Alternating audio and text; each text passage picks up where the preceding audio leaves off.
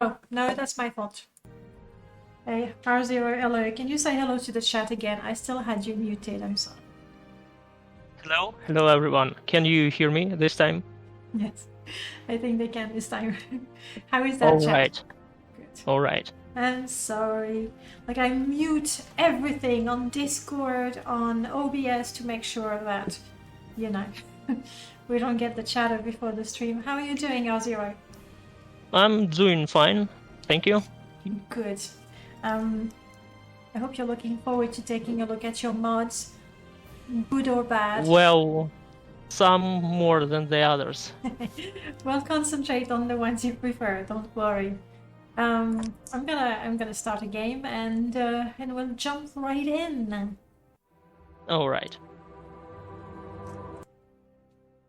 Now there is a sad tradition when I create a character to talk about mods of a guest. I try to be clever with the name. So this one is going to be Art Esther. That's just how it is. It can be. It's not important. Just there we go.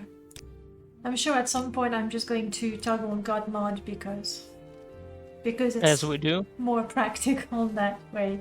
All right. So what can we see in Sadanim? We can definitely take a look at one of your here, but I'm not gonna steal it. One of your more recent mods, the one with the candles. Oh yeah, right. The Enlightened Flames mod.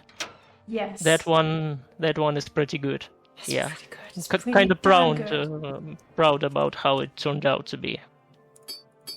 It's like you should be, and I think you'll tell me if I'm mistaken, but I think that Merlord used some of the script as well to make the tents in Ashfall tilt. Yeah, I believe so. Yeah, Greatness 7 helped me out creating the Lua script for this mod, and we made it actually reusable for other mods to make, some objects vertical no matter their orientation in the game world.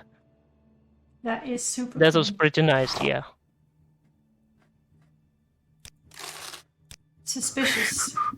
Ariel just sent me a candle for 0 septims. Now, okay, it works.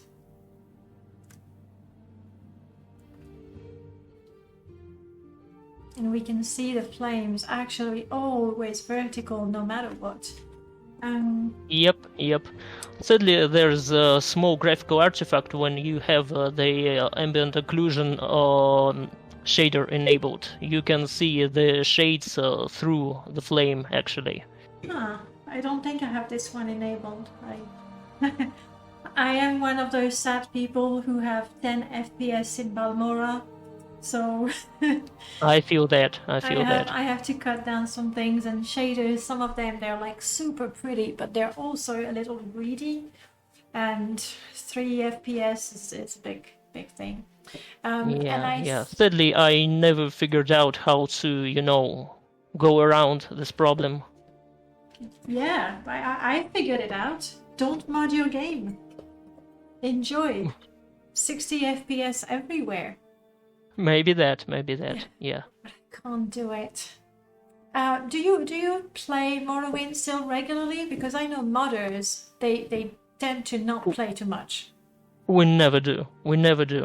I don't think I can remember the last time I did a, serious playthrough.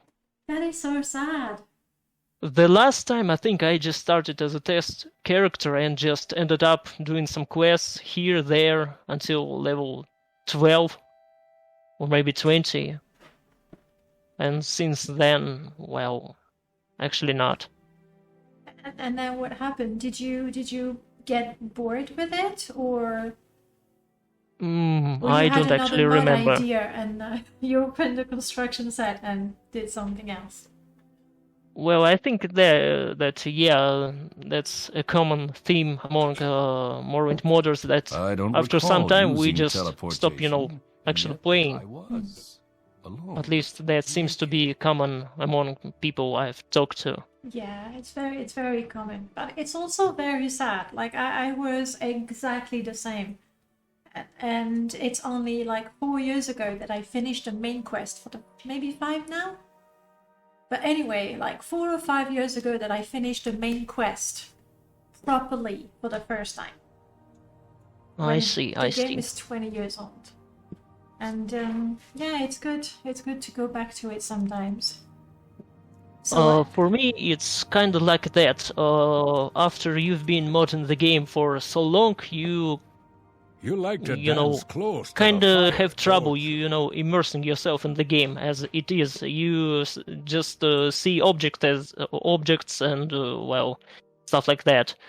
You see scripts firing. Well, basically, kind of like what Neo from Matrix saw when he awakened at the end of the first movie. Yeah, you can't believe seeing in it anymore. Yeah, kind of like that. It doesn't matter. That doesn't mean I don't enjoy it. It's just kind of a different experience. Not as a character story, but like a playground, like some kind of Where's that slave? Lego set. Yeah, not long Yeah, ago. it's Stuff like that. a huge sandbox. Yes, Especially, exactly that. Especially for modders, it's true. You know, one day I'm gonna try to play the game vanilla, because I think, having played with mods for so long and so many mods, I think that I would not recognize a vanilla game, and I might actually discover things. Maybe. It's the idea. If I can do it, I don't know. That might as well be exactly that. By vanilla, do you mean without the code patch? No. I think if I went vanilla, I would go with Open Morrowind. If I have 0 mods, maybe Open Morrowind is I see. the easiest. Otherwise, no. MCP, MGE, pretty distant land. Oh, yeah. It kind of feels like a baseline at this point. Yeah, but like already I'm like vanilla. But with shaders and okay, but and then it snowballs from there. And then exactly, it's not vanilla anymore. I have installed the water. What did you call it? Waddle in water mod. Yeah. But I'm not sure that I can actually show. It's kind of hard to feel that I'm going a little faster when it's shallow and a little slower when it's deep. It is subtle. It's subtle, but I think it is noticeable from how you're showing it right now. You know, guys, you'll have to trust me, okay? That's the way it is. When you're just here, it's normal speed, and now it's a bit slower. You're like, come on. Quick. I actually really like how that mod turned out to be too. I guess that might be as good a time as any to talk about how I made that mod. Go for it. Etc. So anyway, there is a similar mod to this for Skyrim. I'll try to find it right now. I don't remember how it was called. I think it was called Wade in Water, without the ing. Close enough. Well, I have the link to yours. Looks like not. Can't find it at the moment. Anyway, I've seen this mod while browsing, Skyrim Nexus. So, well, while I don't play Skyrim myself, I sometimes... That was gonna be my next question. Good. I don't play it myself, but sometimes I do browse, Skyrim Nexus or Fallout 3, Fallout New Vegas, categories, just for some inspiration to see how the modders from other games do stuff. Well, I've seen a mod that does exactly the same as this Wade in Water mod, but for Skyrim, and I was kind of inspired, so I conspired in turn with Greatness 7, our resident, scripting wizard. Magician. And, well, yeah, magician is more the word. And we ended up making this mod. Was it difficult to make? Not really. I didn't really actually do much. Without, G7 I wouldn't be able to make it. But once I got his instructions, then it was pretty simple. It's actually quite short. It's just a few lines, I believe, in code. the Lua editor. That's very, very actually amazing with Lua. Like, I can't code to save my life. That's why I annoy people and say, please, can you write code for me? But very often, like, I wanted a mod that would improve the loot you get in level list based on your luck. And Null was like, oh yeah, a line of code. And that was basically it. And I was like, okay, I need something so that my pet creatures don't attack. Oh yeah, line of code. And that was it. Like, it's so powerful. Just one line and you can make some really big changes. Yes, it is amazingly powerful. It's a great tool. Can't appreciate it enough, really. It, in my opinion, has led to a whole new renaissance in modern modding. Agreed. Yeah, there was a stroke of genius from Null Cascade. Don't tell him, okay? Don't tell him. All right. I just opened the Wade in Water file, and it's just 23 lines of code, and that's it. That's reasonable, very reasonable.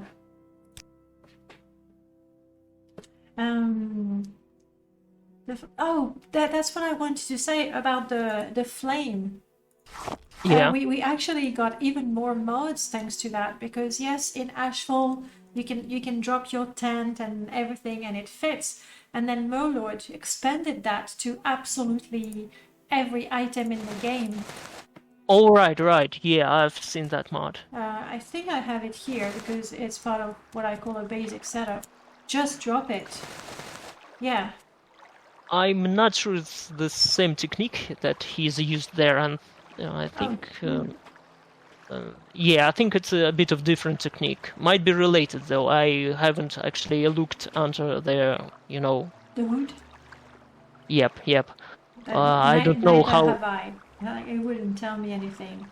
But even if it's not based directly on the code from the candles, it stemmed from that. It was the candle, and Murloc was like, ooh, what about using that for my tent?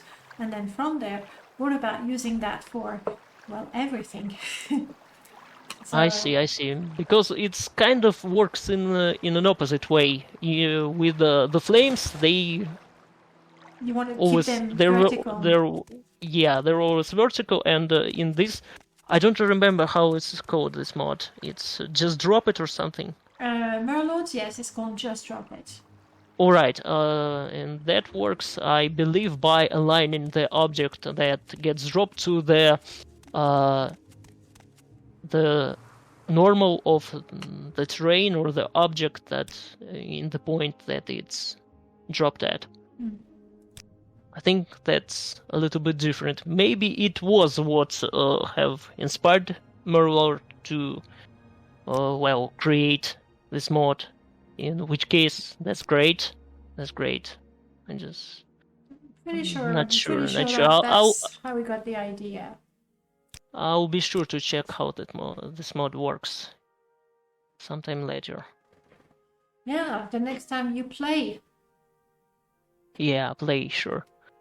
It should be compulsory for modders once a year to do a playthrough, just to keep in touch with the game and to get many ideas as well. I think.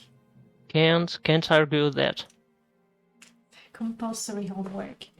While we were talking, I used my favorite mod It's called cheat mod, but it's not cheating. It should be called test mod or test menu, I'm not sure.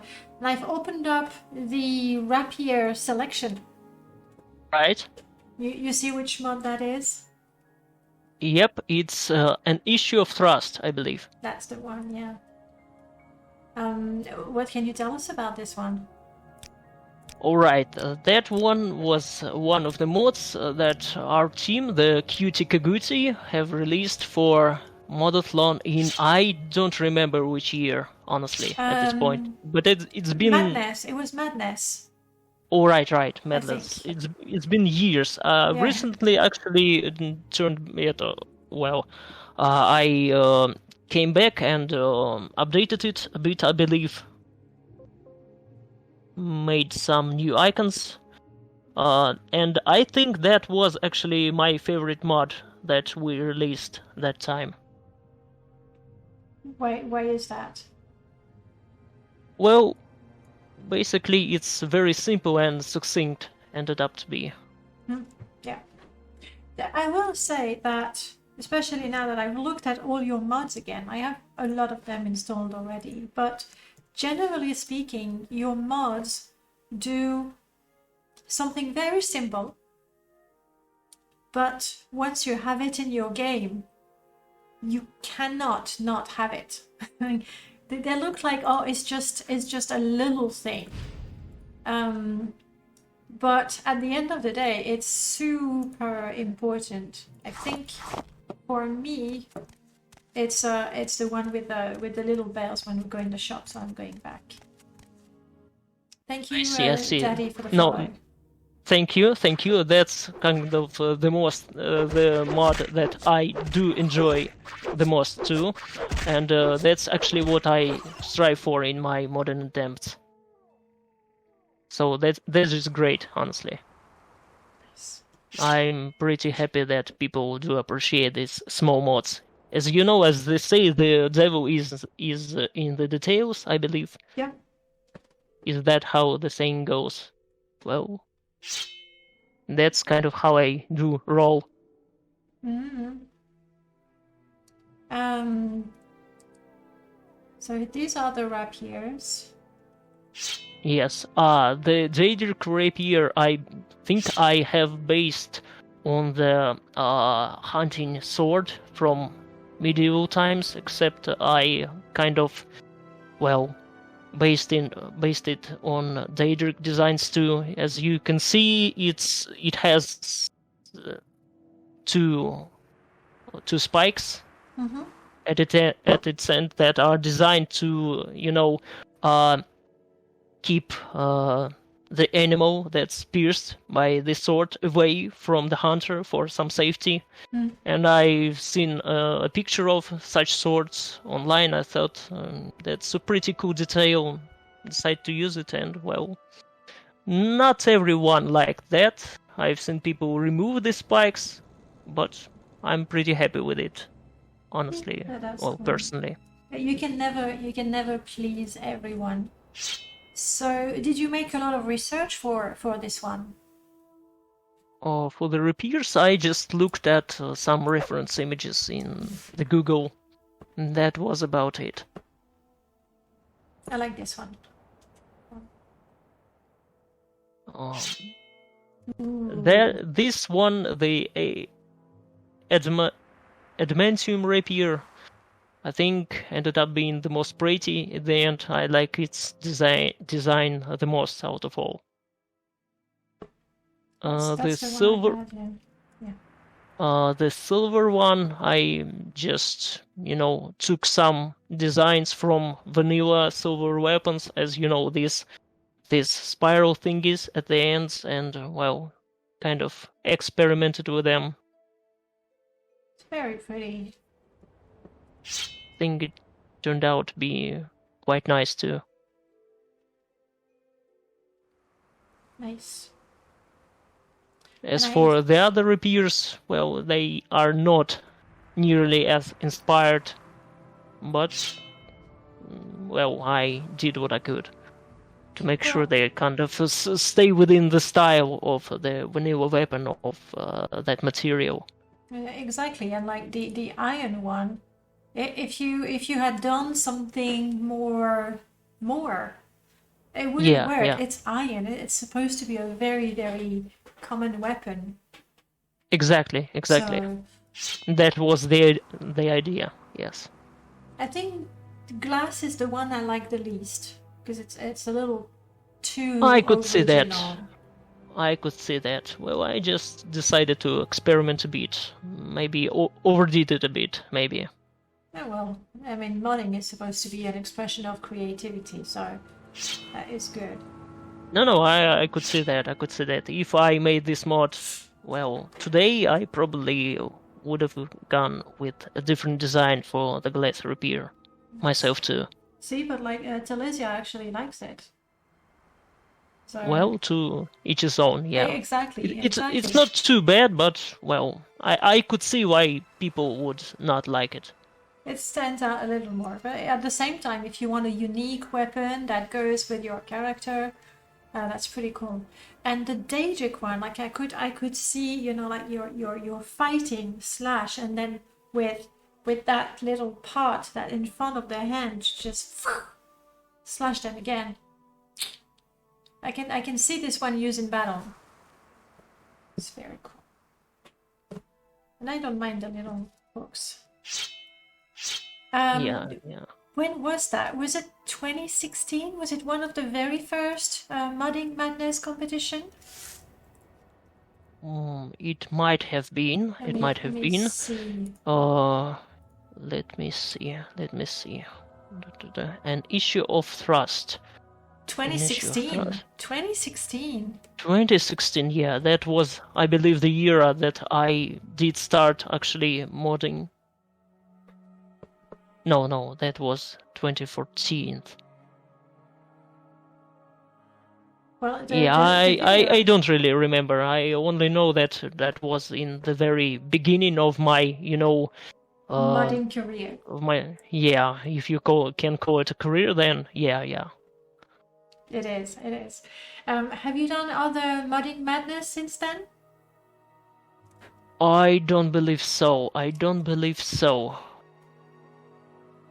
I kind of plan to join one, I think, but for some reason or the other, kind of skipped on it, and then kind of wasn't in the mood to do stuff. Yeah, and it is a commitment. Like it's 1 month, 1 month where you're doing a lot of Morrowind modding, so it is quite a commitment. So. Yeah. I think that's not exactly my mode of, modding. I kind of usually just mod on and off and on and off, sometimes with pretty long breaks, sometimes releasing a lot of time in short time span, stuff like that. Yeah, it's a very peculiar thing. And yes, the handguard, thank you, that's the word I was looking for. The handguard on the Daedric rapier is really, like, it doesn't just look pretty, it looks useful. I like that. For the handguard, I believe I just took, I think, Claymore's handguard, their Claymores, and I inverted it and deleted the down part on one side. In general, with these weapon models, I try to reuse the parts of other weapons in the same material as much as I could, just so that it would stay as consistent as it can. And the good part is that if somebody has a texture replacer, a plugin-less texture replacer, then they'll find that on their weapon. Exactly. On this As long as it isn't some sort of mesh replacer, like or that adds reflect effect or glowing effect, then it's all right. Yeah, like a plugin-less texture replacer. Yep. I'm wading in the water. Yeah. Unless it's a crazy replacer, but if it's plug-in-less, I think it will fit quite easily. Recently, Lucas has been working a lot on many patches and is actually patch an issue of thrust so that it's balanced in all the mod lists that is suggested, and he's integrated it, like all the rapiers, into the mod list, so you can see it a little bit everywhere. So they're easier to find. Which reminds me, I need to make a wares version for it. There we go, another item on my to-do list. Why did I go here? I know why, it's because I wanted to hear the bell ringing. Right, yeah, that mod. Did you hear that, guys? Did you hear the little bell? It's right there. Yeah, that's another of these, small mods. And I didn't know about this one. It's Lucifer, because I asked her what mod she cannot play with that, and she said this one. I was like, I don't know it, and I installed it, and now I understand. Now it's just wrong to enter a shop and to not hear that little bell. I could say that it just gives some, extra flair. You can immediately recognize that it's some kind of establishment, not just some kind of residential building. Mm-hmm. I like that very much. It's only for common interiors. It's not all the shops, I think. Yes. So Dunmer establishments, they don't have these, door chimes. I've only added it to the Imperial Settler establishments, and, well, except those who, rent and, except those establishments that have established themselves in some kind of Dunmer building. Mm-hmm. Yeah, it's I something think from it's the continent, basically. Yeah, pretty much. So just thing. a part of imperial culture, yes. I thought about adding it to the Dunmer traders and so on too, but I thought it doesn't exactly fit, the Dunmer spirit, if you could call it that. Yeah, I agree. Maybe it would be little chimes, possibly. Like wind chimes, like the Ashlander do have. Yeah, but smaller I ones, could say because that. those are really Ashlander style. So maybe in settlements they're like, no, that's for Ashlanders, not for us. Yeah, and there's actually a little story about how I got inspired to make this mod. I was rewatching Full Metal Alchemist Brotherhood, actually, and there was a scene where somebody enters the building and there was a chime just like that, and I thought, well, that could work really well in Morrowind if I could pull it off. Was it difficult to make? No, I don't believe so. It was pretty simple. The only trick was, how do I explain it? At first, I just placed, the chimes inside the interiors, and these chimes that they didn't have any script associated with it. Instead, I played the chime sound through completely different means.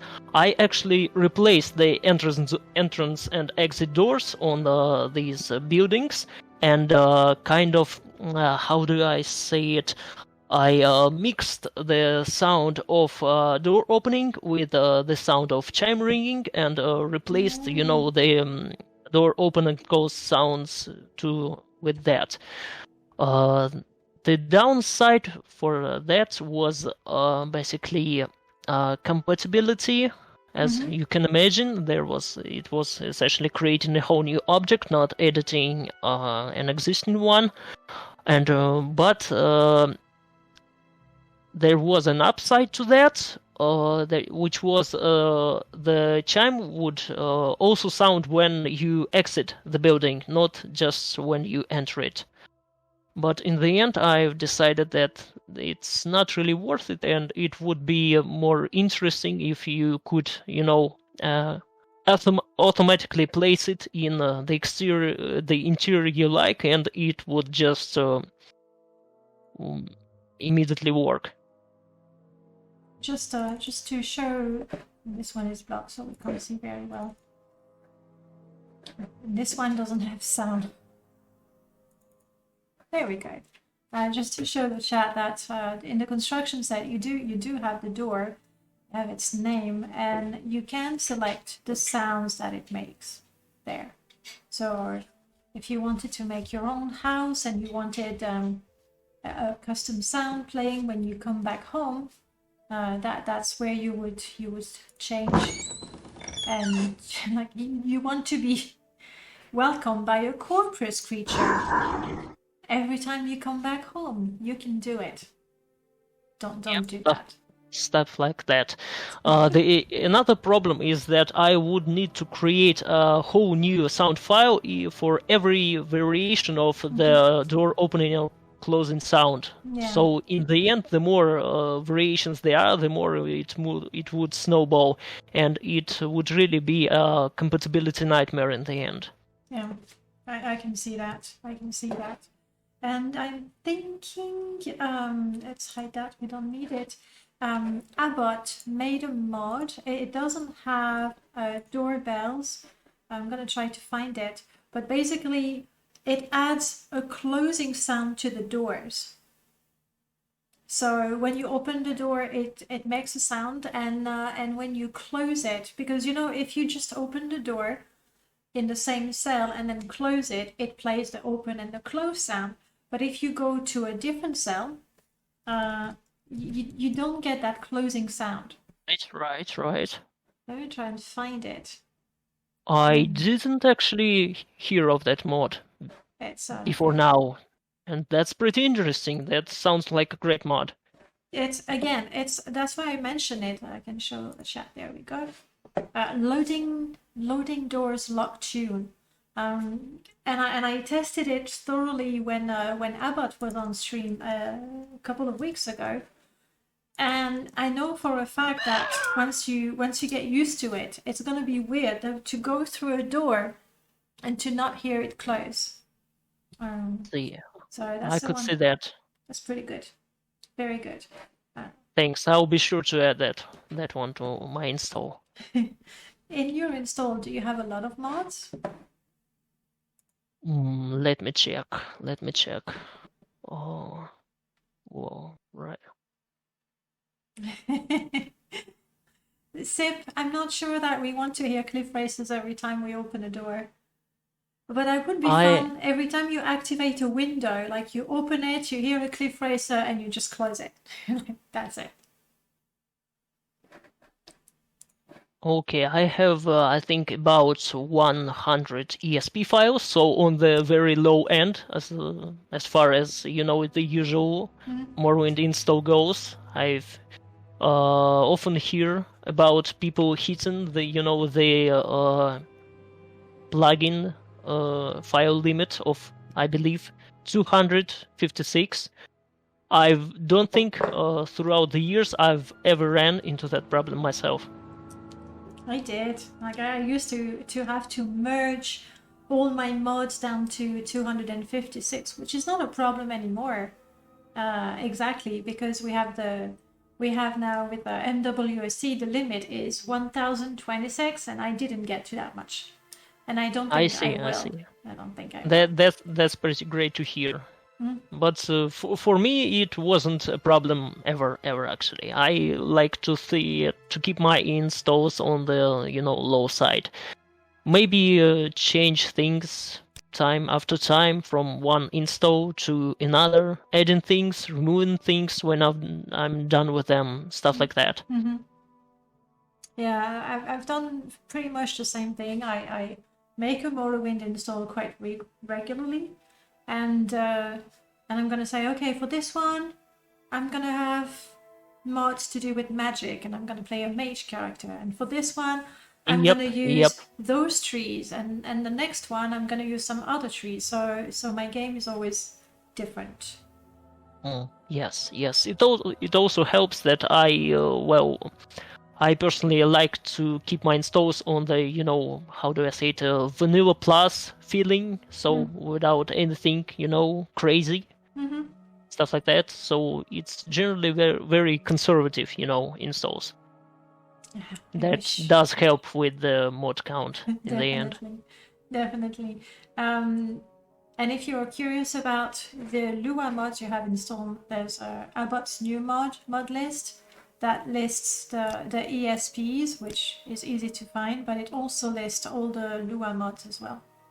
That's pretty interesting. That's Abbott super is cool. quite a prolific modder, and I'm happy to see that he has, expanded into the MWSE Lua. Yeah. It's just He does a lot of very nice little mods. crazy mods. Crazy just mods. what I like. And this one is really good. So I could see that. With my permadeath install, we were like, oh yeah, how many mods? 1,000. That's pretty bad. This one is a small install. It's just a one to showcase the mods, but it's pretty crazy.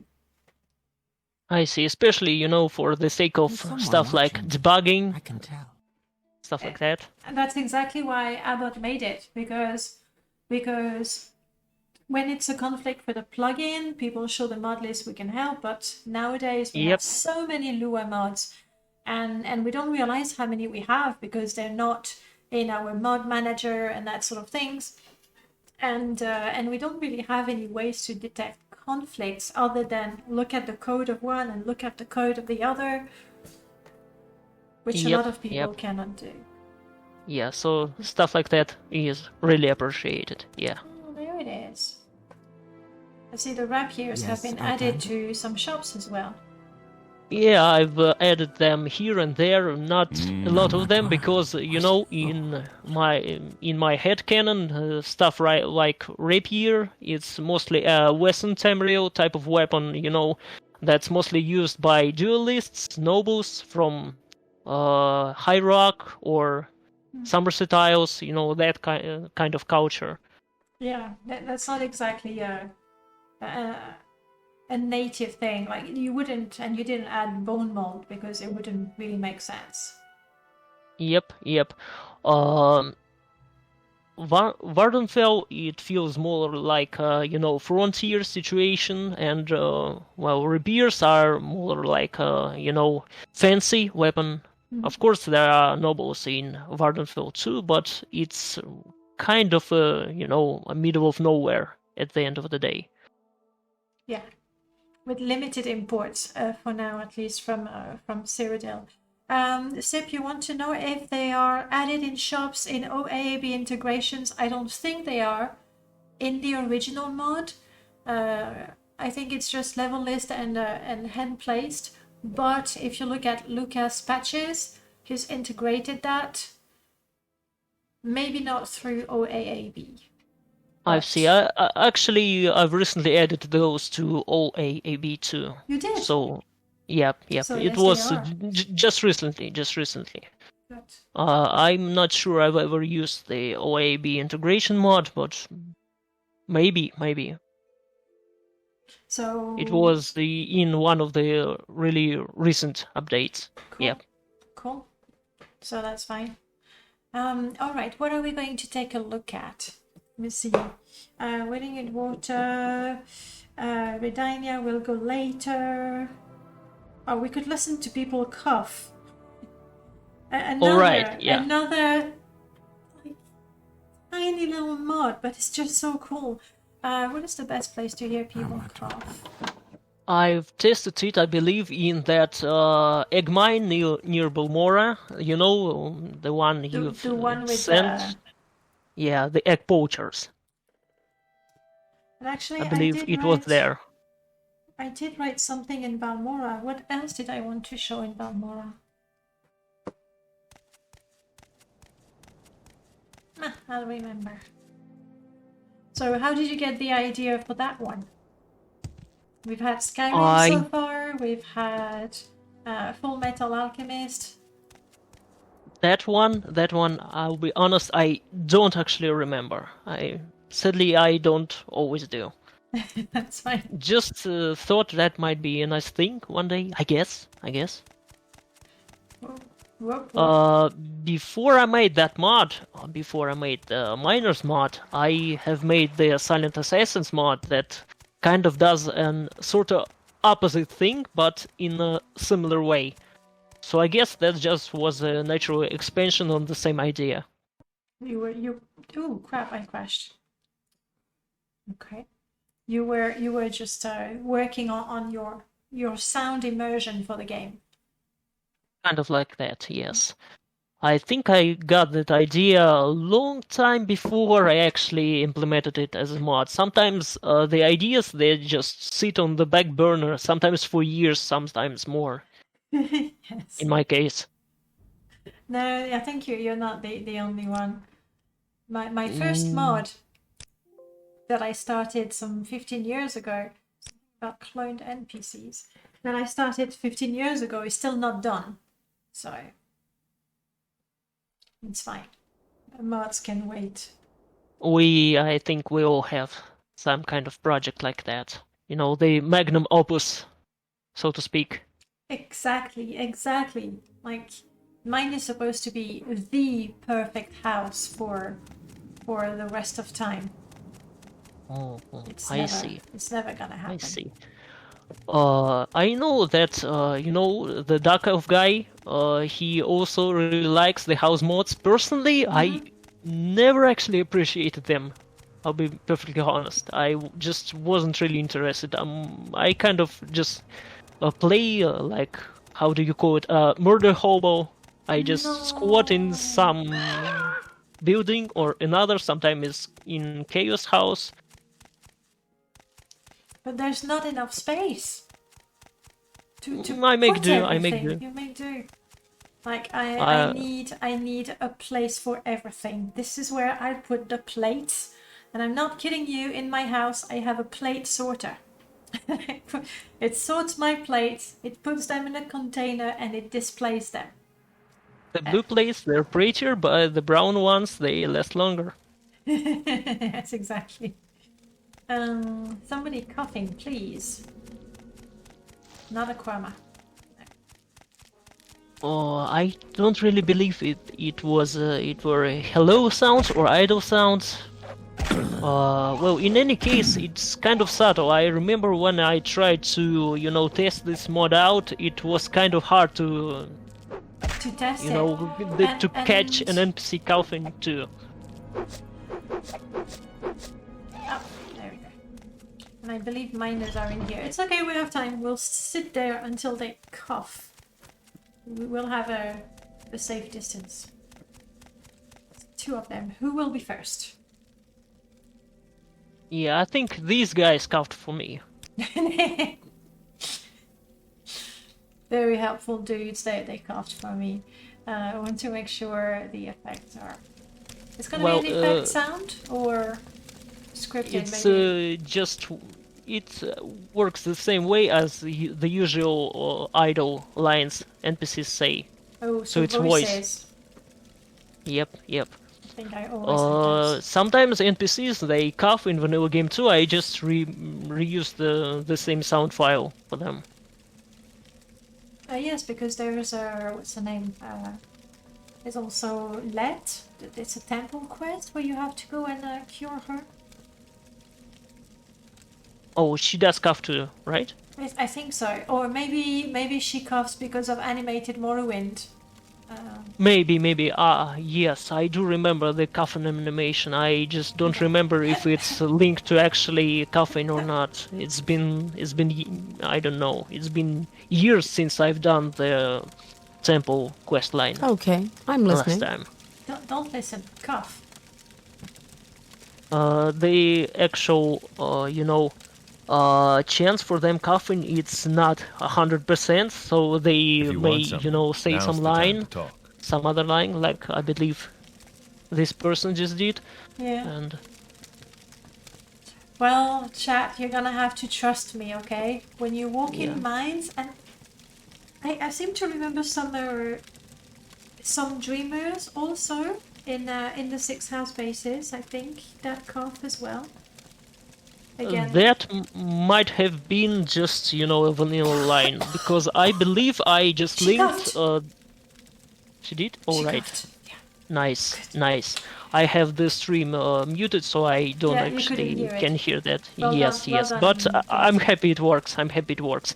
As for the Dreamer, I believe that most likely the vanilla coffin line, because in this mod I've linked this chance of coffin to the NPCs of minor class, not Dreamer. It was just the easiest way to do, because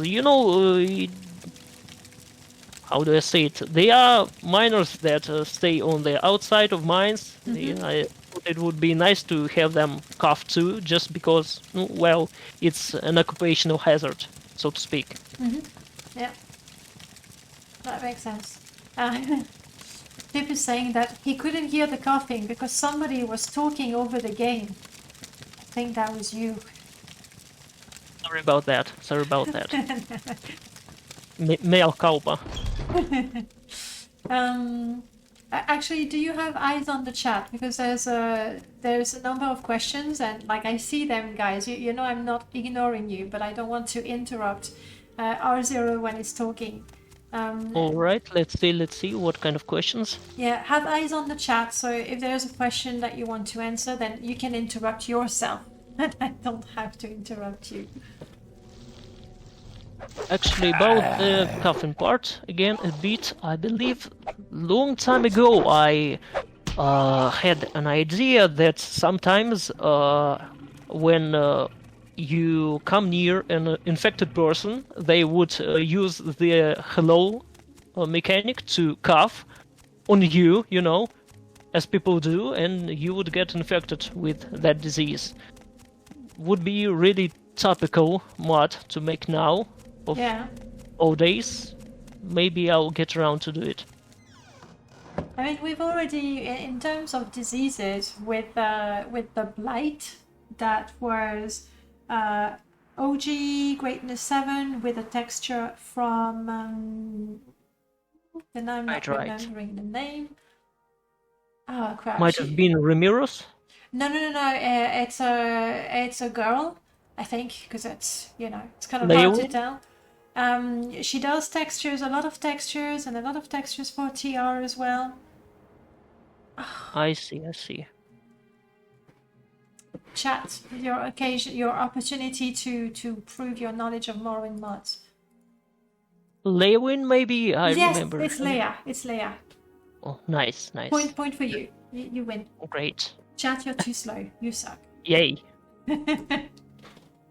But anyway, with the blight, it only works with blight diseases, but it's really, really deadly. Like, you talk to somebody who has the blight and boom, you have it, and you talk to someone else and boom, they have it. You can see the decal, I'm not sure about the proper pronunciation, on yourself, on NPCs. Like, people look sick. It's disgusting. It's amazing. It's really good. Yeah, I remember this mod being developed. I didn't actually take part myself, but I was kind of following it, and I don't actually believe I actually installed it in the end. It's worth installing, depending on how you set it. Like, for me, like, I always had the blight, and then I would talk to my companion or to my Gwar, and they had the blight, and then every time it was just never ending. We were very, very blighted. I could see that. That's pretty annoying, especially if that's I don't remember the name, but the blight that hurts your strength modifier. Oh yes. That one is the worst, the absolute worst. They're all very, very bad. I remember a very, very bad experience with that when I was beat by a rat. Well, my character was beat by a rat, and I didn't have any cure potions. on myself, so I had to do what you do when you are hit by a greater Bonewalker, stuff like that. Yeah. I had to do the walk of shame naked to the nearest town. That was was quite an experience. Yes. Dropping everything and go on. One of the classic Morrowind blunders. Nowadays, I mean, the mod is a couple of years old, but there is that line from NPCs when they say, I teleported and there I was naked. I remember that. So I think it's Lucifer and someone else. I've got yes, I remember that mod, yes. So I do the walk of shame, but I don't walk. I just teleport. I'm going to... There's a 6-house base somewhere down there. We're gonna take a look at some of your worst creations. Oh yes. I believe there was a base somewhere in the Fuyada beneath. Mm-hmm. Yeah. If I remember right. Maybe is that a good shortcut? No, that's not a good shortcut. I always take shortcuts and they never work. I love that guy, by the way, the Snowy Granius. I hate him. He's killed so many of my characters. I do permadeath most of the time. I don't think this is the place. I do permadeath, and so I've lost so many characters to this guy. I could see that. I don't do permadeath runs actually, so I could see if that you would hate him absolutely for that. But I think that's just very for this kind of absolutely character with absolutely no backstory, no everything. He's very memorable. Yeah. I could really appreciate that. At the same time, I've learned only until recently that there's actually a quest to go and kill him. But because he's always attacked me, now I'm really lost. My shortcut didn't work. Because he's always attacked me, at the very beginning. I think, yes, found it. There's actually a quest where you sent to go and kill him. I never heard that. I wasn't aware to this day. No, because it's a bastard who attacks you as soon as you are level 1 and get to Gaius Casades. Okay. So we are going to a 6-house base. Mod idea, if you buff jump too much, carrion flight, you jump out of your clothes. Like that. That's a nice idea. Or if you're startled by a cliff racer, you jump out of your clothes. So what mod are we going to discover now? This is gonna be the mod that has one of the most notorious names among all my mods. Yes, R0's Throbbing Meat. That's right. Everyone. Sigmund Freud, we're not exactly playing the game. We're taking a look at mods, and R0 is the author of the mods and is telling us about them. So we're not playing the game as much as talking about it today. All right, let's go look for meat. I must warn you, I love-hate that mod. I hear that a lot, actually. That was the intention, so I'm pretty happy. Yes. I still have believe the meat is usually somewhere in the deep parts of these Dagoth shrines. We'll have to go and explore a little more. I'm gonna give myself a lantern so we can see it properly. It would be a shame. It would be a shame to not see all the details. A Cologan lantern, brilliant.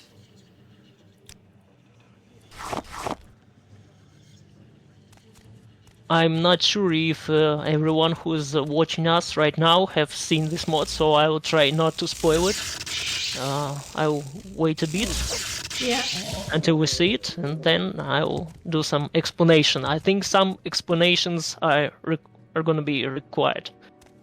Maybe even I have the lantern on. That lantern is crap. Colovian stuff. You know, the Colovian helmet is horrible, but the Colovian lanterns are just as bad. Hacks, all of them, the Colovians. Well, I don't want to go that far.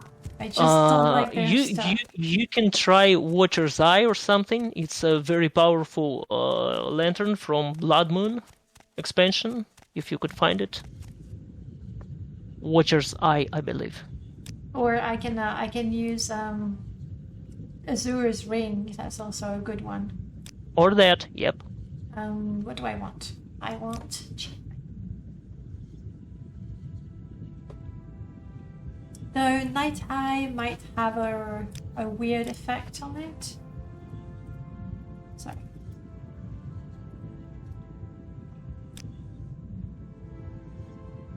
Ah. I was like trying to teleport to Lantern. It's not gonna work.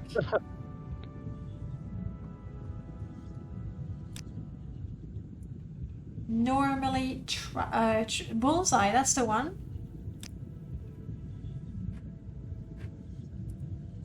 And I'll take Azura's Ring just in case.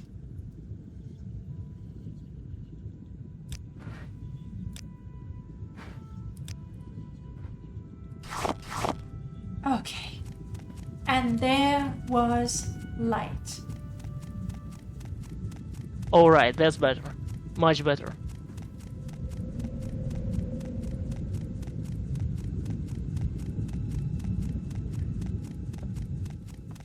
Come on. Come on, Corpus Meat. Show yourself.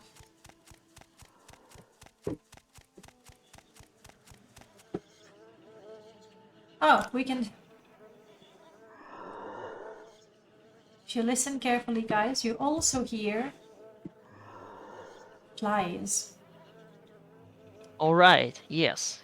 Another one of these, one of my smallest mods that seem to be really popular with people.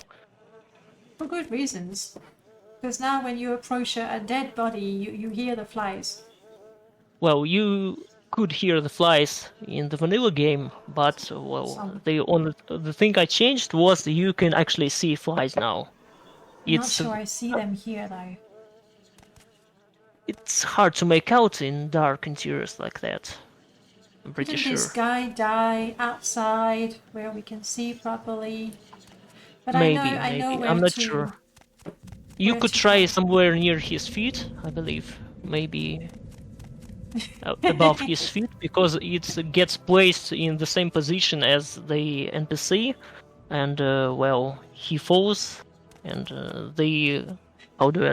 how do I explain it? that makes sense. That's where the NPC was, and so the flies are placed where it is. It just makes me smile because it's like that must be the smelliest part of the body.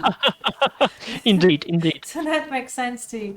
But we'll find another one. I'm still not finding my meat. I'm taking a shortcut. Don't tell me I went to the 6th house base that doesn't have meat. Let me check construction set. How is this base called? This is Misami.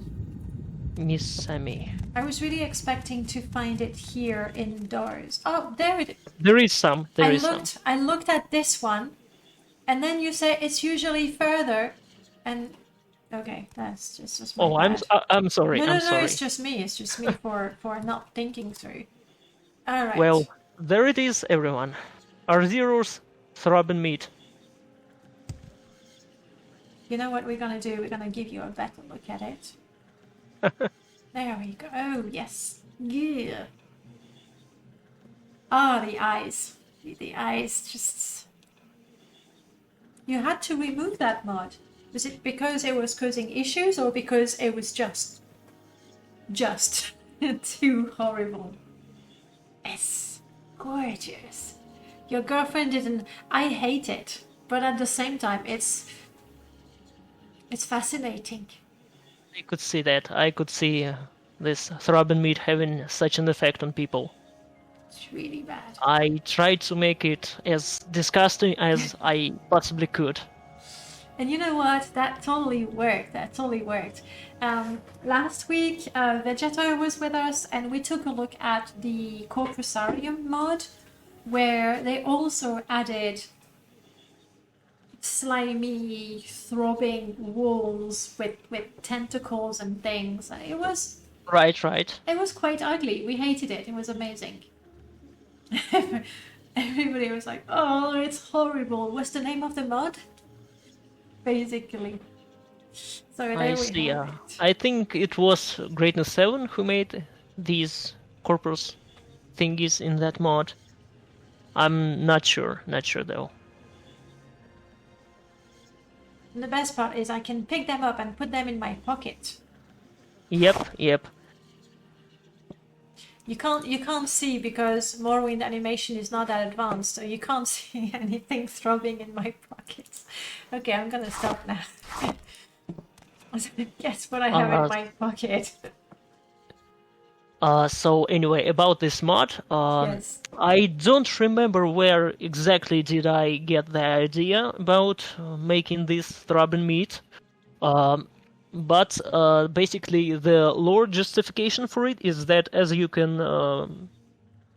you probably know, Corpus, it actually makes its victims immortal. So I went with the idea that the Corpus meat that was cut from Corpus victims, as well, they do, they ritualistically cut parts of themselves. Hence the corpus meat chunks, that these chunks, they continue to live and even grow after they've been, cut out. And the more they grow, the more they mutate. And since it's actually human meat, essentially, it continues to grow these kind of organs, appendages, stuff like that. I'm just thinking, we're really lucky that all we can see are eyes and teeth. It could be really worse. So It could be worse. Reality is stranger than fiction. yes. I won't be going into detail, but there have been stuff in real life that's kind of like that. Ew, this is mine. That's part of a Helluva. You know the old mod Helluva that added tons and tons of weapons and Yep. and some things truly horrible like purple Daedric and neon pink Wemmer. Yeah. Anyway, Very varied as far as quality and style goes. Some real gems sometimes. Some of something them are that pretty good. Anyway, Yep. with a lot of help, I took all the weapons. I removed the really, really ugly ones. I'm not a purist at all. Like, if it's pretty, I'll take it, really. But I removed the ones that even I found ugly. And the more powerful ones, I hand placed them, but I don't remember where. So now I found that's one. the best part. That's the best part when you Now I forget know. where you put somewhere. I can find one here. It could have been in Helluva. There were loads of things, including some Starboy epic armory. So it really could be. It had some really fancy stuff. I can see that. Yeah, that's pretty elaborate as far as modded weapons go. Yeah, it's definitely not for everybody's game, but it's good for mine. And well, all right, we've seen the meat, and I've got my little list. I still don't remember what I wanted to show you guys around Balmora. What? Did All right, I... there was a thing that I was.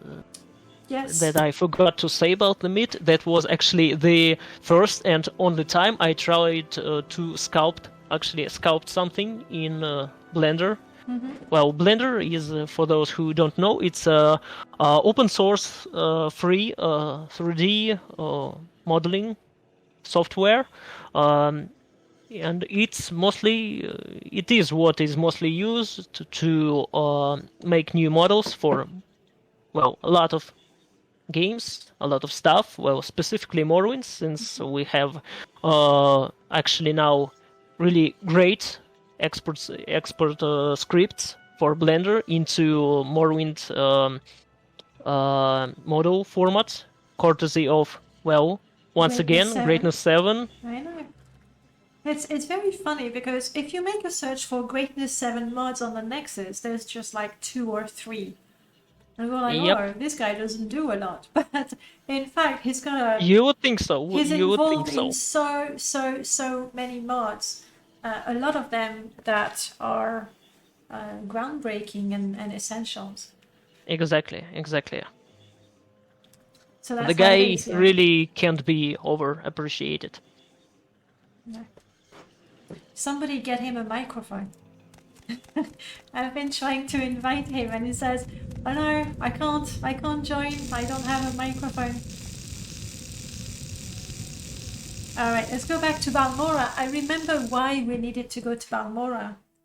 And Right. it's not something disgusting or throwing or anything like that. It's actually a very, very pretty little, not landscape, landmark. All right. Yes, one of well, my favorite mods as far as my mods go. I really liked how it turned out too. Pretty proud of that one.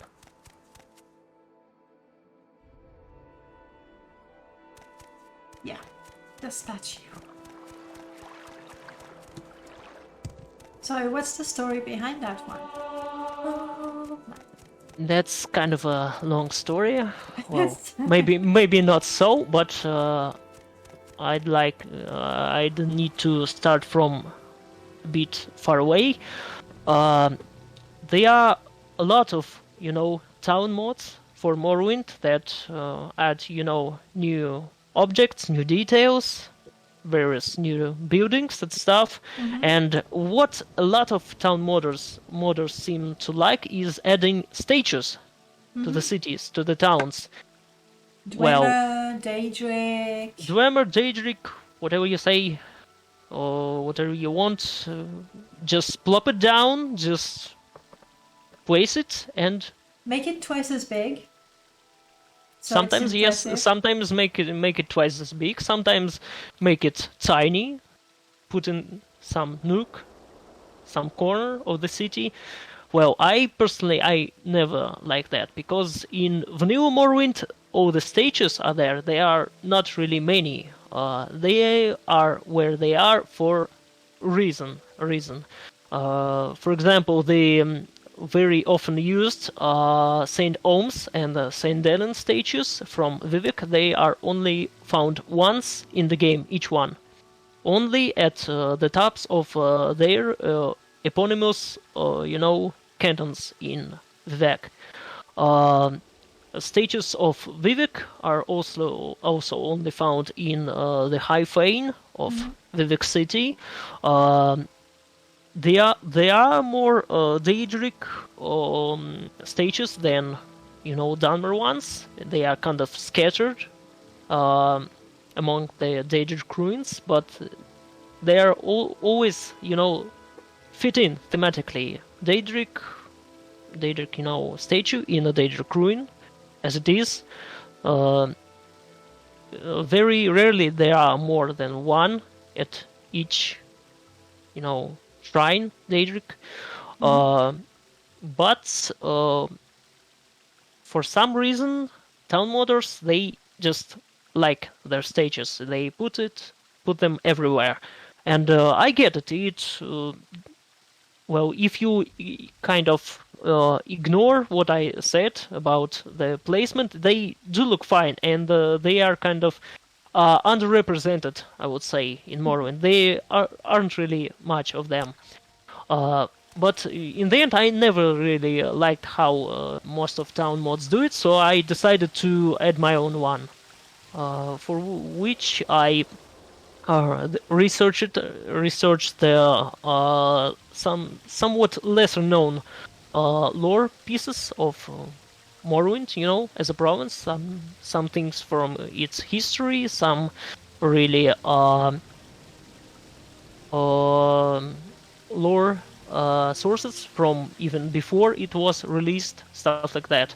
And in the end, well, I made this statue of Hlalu Brever, and ancient head of House Hlalu. I really haven't decided when exactly he lived. I only made a vague description of that. I don't think it's worse for that. If anything, it might be better, but because all things people forget. Sometimes we don't know where something happened, stuff like that. And well, other than this, just adding the statue, I've tried my best to, ground it in, in the city more by adding some dialogue options, descriptions for that, the plague that you have activated. Basically, tried my best to make it fit in, as it says, sovereign ancestor Sergio Hlalu Brever. Yep, that's the guy's name. Really, what you're saying is statues are not just something to decorate the town; they're here for a purpose. For a reason. They have to be meaningful. Yes, I believe so. Get that. Because we don't really, usually make big statues of things, of people, just for the sake of it. Especially in the olden days, it was always something very important that people went out of their way to preserve in stone, so to speak. Quite literally, yeah, true. I like that, especially when it sort of adds some lore, but like you said, it's not so precise that it's maybe because the lore is never 100% sure. So it needs to be just enough information to be believable. Yep. But not so much that it doesn't feel possible. Yep, that was the intention. As I can see in the comments, there's a question from Kagan, I believe. Does the name Seidanin mean something? That's actually a very interesting point. I don't have my lore sources on hand right now, so I'll be speaking from my memory, but there's a very old lore piece from Michael Kirkbride that he said that originally House Hlalu nobles, they had pieces of glass embedded in their in their faces, in their brows, in their foreheads, on the early concept of Morrowind. I think you can still find these concepts on in the Art of Morrowind art book somewhere. Anyway, that in the end wasn't used, but it was in the end used by Tamriel Rebuild team in their new Hlalu noble faces, so it kind of reused that old lore. And the story behind these pieces of glass is that there was a flotilla of ships that House Hlalu has apparently built. It was headed by this guy, Hlalu Brever. He is never actually mentioned in the game itself, only in those lore pieces from before release. I believe there was an interview-styled lore text called Interview with the Denizens of Tamriel, if I remember that correctly. He was kind of sort of mentioned there as well. And the story is there was this flotilla of ships that was built on a behest of some saint that went to the sea to see to seek the face of Veloth, but that flotilla wealth beyond measure met with some kind of a natural storm or something like that, and it crashed. And the survivors, they were washed ashore. Some someplace near the village of Seydenin, where we start the game.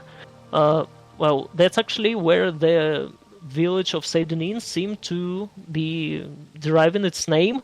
The original Seydenin was the main ship, the flagship of that flotilla, and the survivors, they have used the flotsam, the shipwrecks, the wood from shipwrecks, to build their first lighthouse in Seydenin. Well, the story goes like the that. timber from the boats, basically. Yep, exactly. We don't know if this lighthouse has been rebuilt. I believe so. It would need to be, because, well, shipwreck, it doesn't really make a very good Sturdy, material yeah. for permanent structures. Okay, I had no idea. And it's true, I had forgotten that you are a little bit of a lore beard, aren't you? Well, kind of, sort of, yes. Kind of, sort of.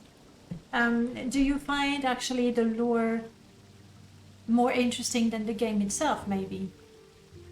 Well, I can't really say. It's to the extent. For me, it's kind of like the whole package.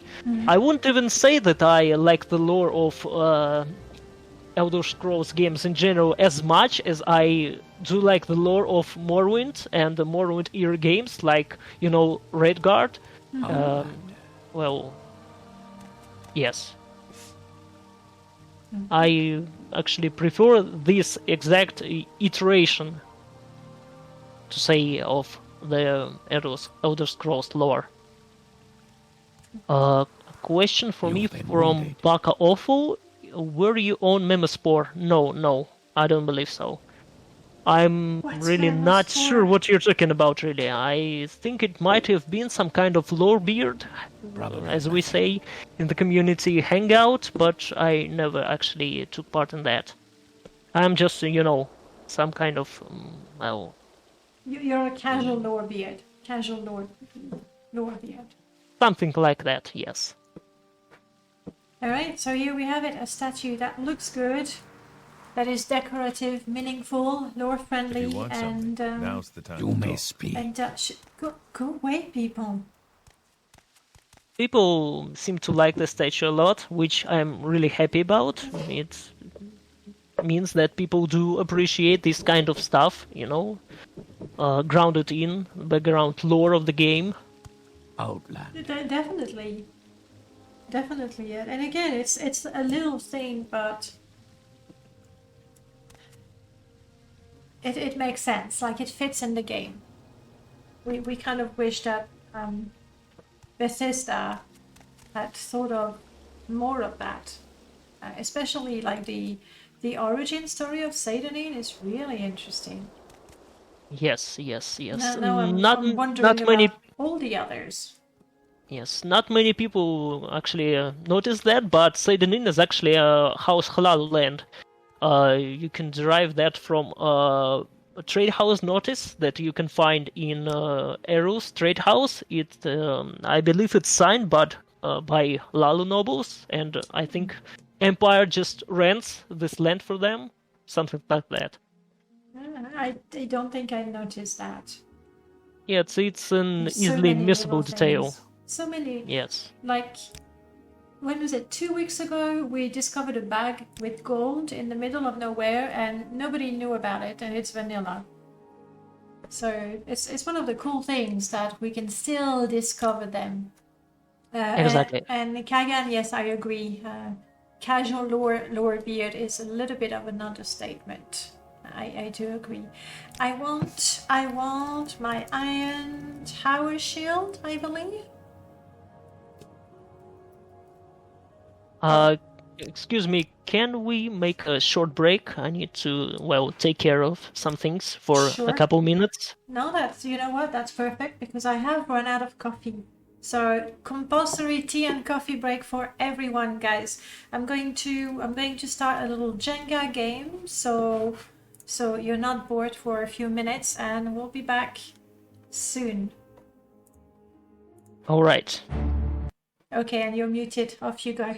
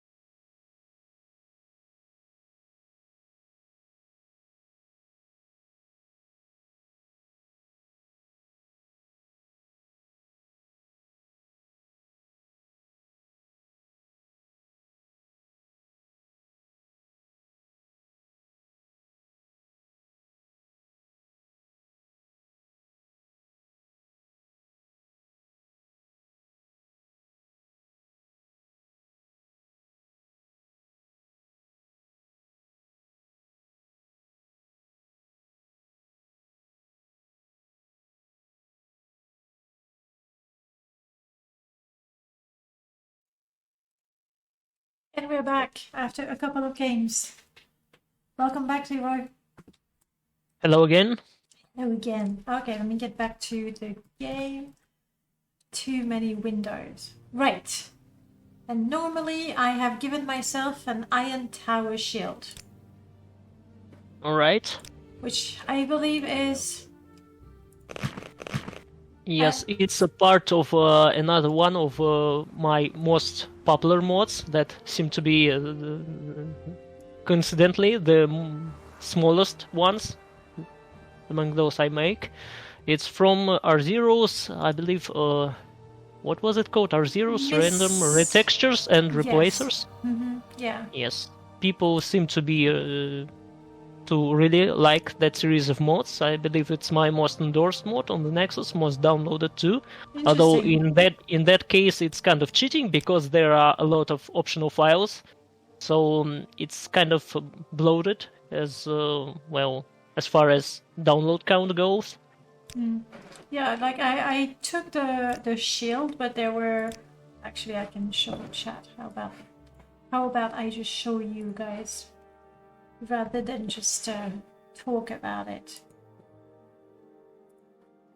So I believe part of that popularity comes from some parts of this mod being, included in mod install. How do you call it? Mod install guides, modding guides. Yes, like Sigorn's Sharp, I think now it's called. Yes, you get a lot of downloads for that. I see this one, which I have not installed, but it's another one of your mods that was then sort of expanded and improved on in a different mod. Yes, like that that. was once again Greatness 7's poison crafting mod, amazing mod. Everyone who uses, MWSE, please use it. It's amazing mod that includes all the functionality. He's updated it recently as well. Yes. Amazing mod that has all the functionality of my labeled potions mod and more, much more. Yeah, that just a game changer to have the label and the label like that. Really In nice. some ways, yes. In some ways, yes. It's pretty fully and it's agree. useful. Pretty and useful. Perfect. It's most of all, it's just a quality of life change. Exactly. I can't say how many times it was that I've tried to check my inventory for some potion that I wanted, and I just couldn't really find it easily. But with these kind of labels on the icons, it's very easy now. Very easy. You just have to remember, these unique, nice icons that Bethesda has prepared for each of their magic effects that are created from the letters of Daedric alphabet. Very, very, thematically fitting for Morrowind. Yeah, and it's something like you it's a bit like the Daedric alphabet. Actually, you learn it over time. And, Yes. And when you do, like when you recognize, I don't recognize all the spell effects, but restore health, for example, this one is because you look for it so often, you know that one. Yes, it's iconic. Exactly. So that actually, I can now plot the link for you guys. It's funny that's your most popular download, but you're right, it must have some. 28,000, that's a lot. That's a lot, yes. They're almost like an average Skyrim mod. Could be, yeah. Because when you have 1,000 downloads for a Morrowind mod, it's like pretty good. It's pretty nice. It's really good. Yeah. And we're going to take a look at the shield of all 5 of them. It's the one that I thought was the most interesting. All right. I gave myself a dagger. Yes. Especially that. Oh, bummer, Bethesda, why? It's a shame that when I... Yes, it would be nice if you could actually see through that, Yeah. visor piece, but, well... There! I'm looking through it. Nice. It's close enough. So yeah, There's that's the actually... shield. Yes, there's actually the similar, part at the bottom of the shield that I actually never noticed before it was too late, but, I just decided to wing it in the end. I didn't realize either. Do you think that Bethesda is sort of like, oh, this is going to be space to see through, and then they put it on both sides, and they didn't do it properly anyway? I don't know. I don't try really to imagine how Bethesda, created Bethesda Morrowind devs thought about something. Sometimes it just, I don't know. I don't know what they were thinking. It is what it is. So there you have it. That's the Iron Tower Shield Replacer. Which is cool. I really doubt a lot of people would use it, actually. It's kind of on the crap side of things, but, maybe people would see some bandit running towards them with this thing. You never know. That's the beauty of Morrowind and all the mods we have, that you can you choose what you like. It's that simple. So as for whether there are any historical shields like that, I believe this shield, it does kind of look like a Roman shield. Yes, Scutum, I believe, except Scutum has more curvature. It's a much bigger shield than this one. Other than that, very similar shape, actually. they need to be bigger for the turtle formation, and I don't even know if there's a turtle formation. I know they are formations, okay? It was, I think, Testudo or something like that. I don't remember for sure. Right. Okay, what are we gonna take a look at? We still have... Oh, yes! Of course, we didn't see the flies. And I know where to find a lovely body with flies. Right.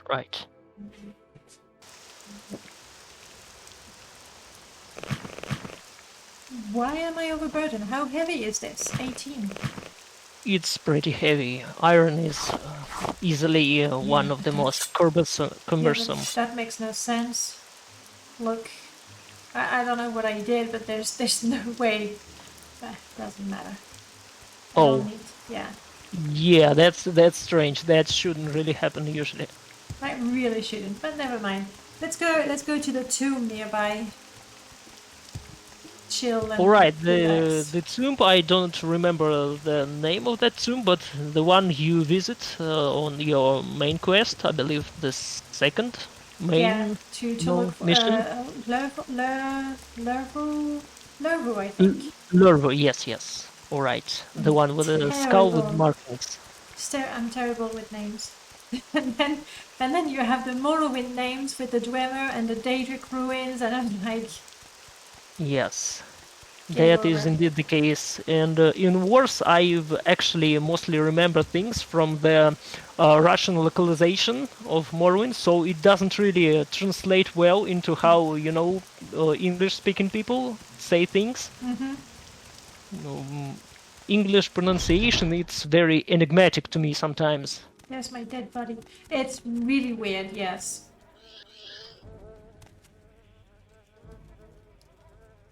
Alright.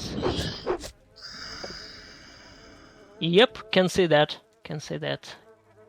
I thought maybe it wouldn't be really visible because, streaming, stuff like that. Sometimes little details are lost, but there it is. The 3D model for this swarm of flies is actually based on the model of how do you call it, of dragonflies from the official mod, very old mod made by... Official Bethesda plugin. Sorry, yes, one of the few official mods made by Bethesda for Morrowind called Bitter Coast Sounds. Well, I'm sorry.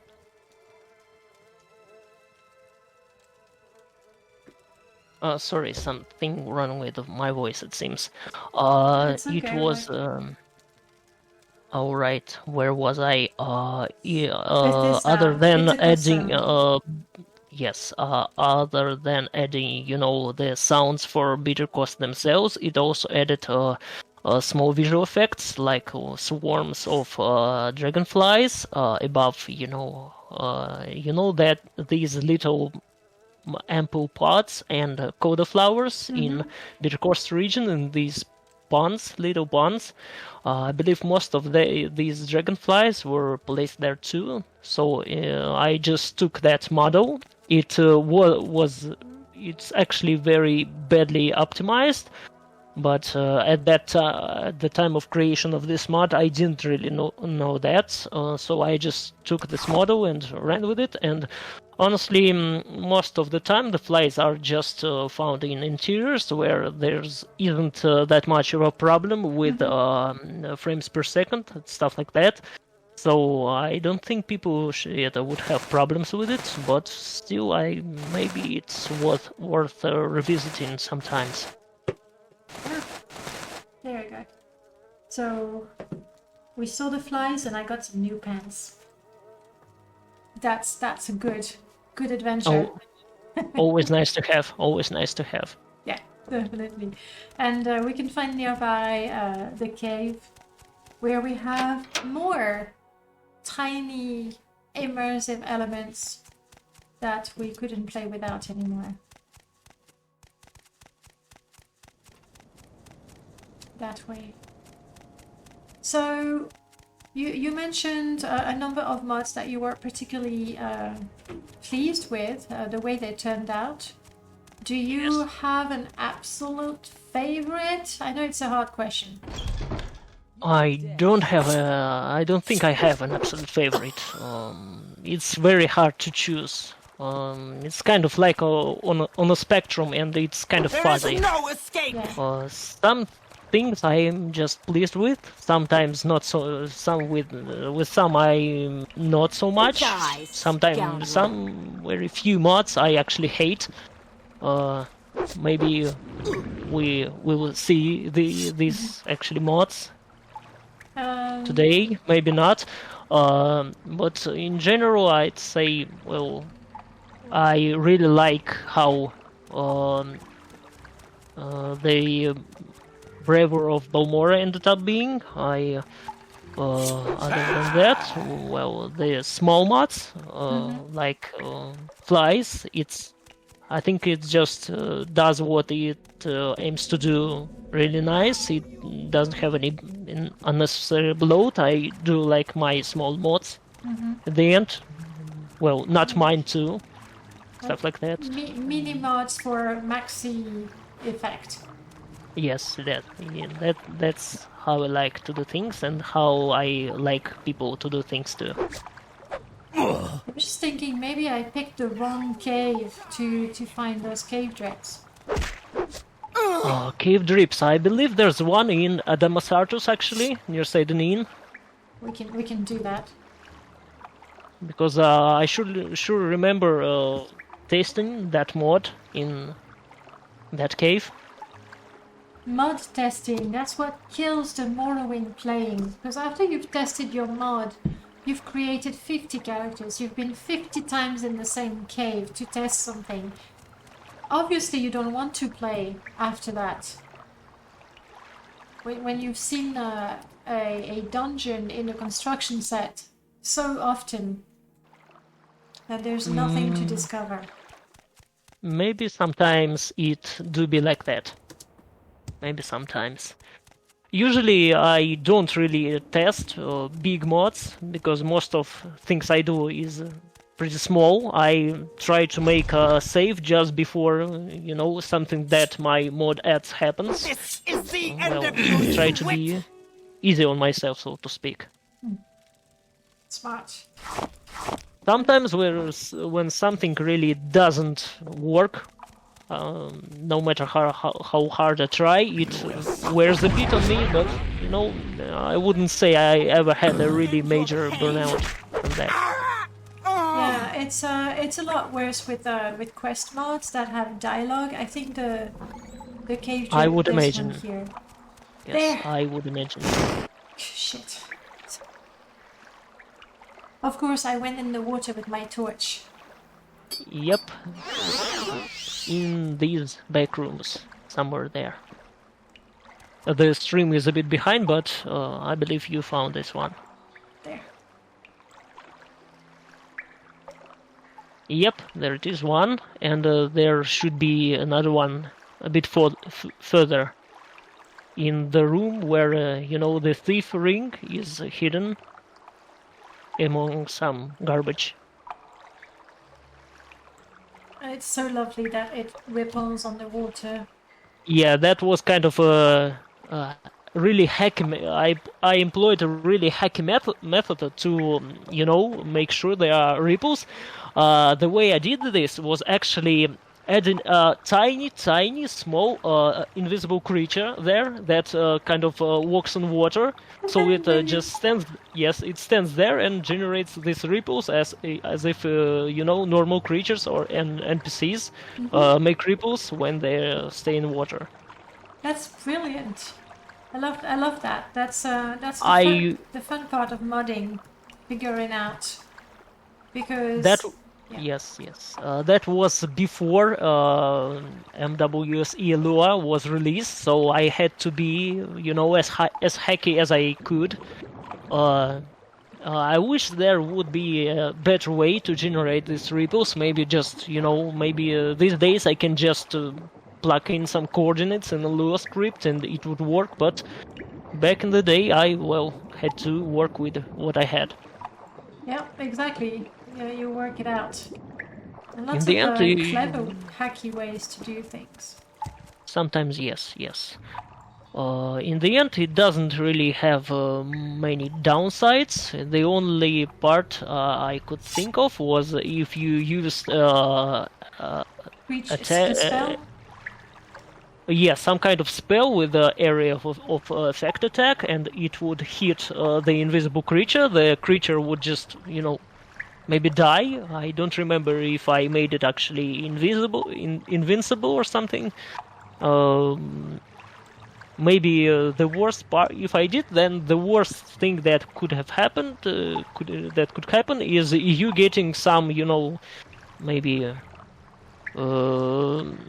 the enemy health bar appearing above yours, but that would be about it, I think. Yeah, that's a tiny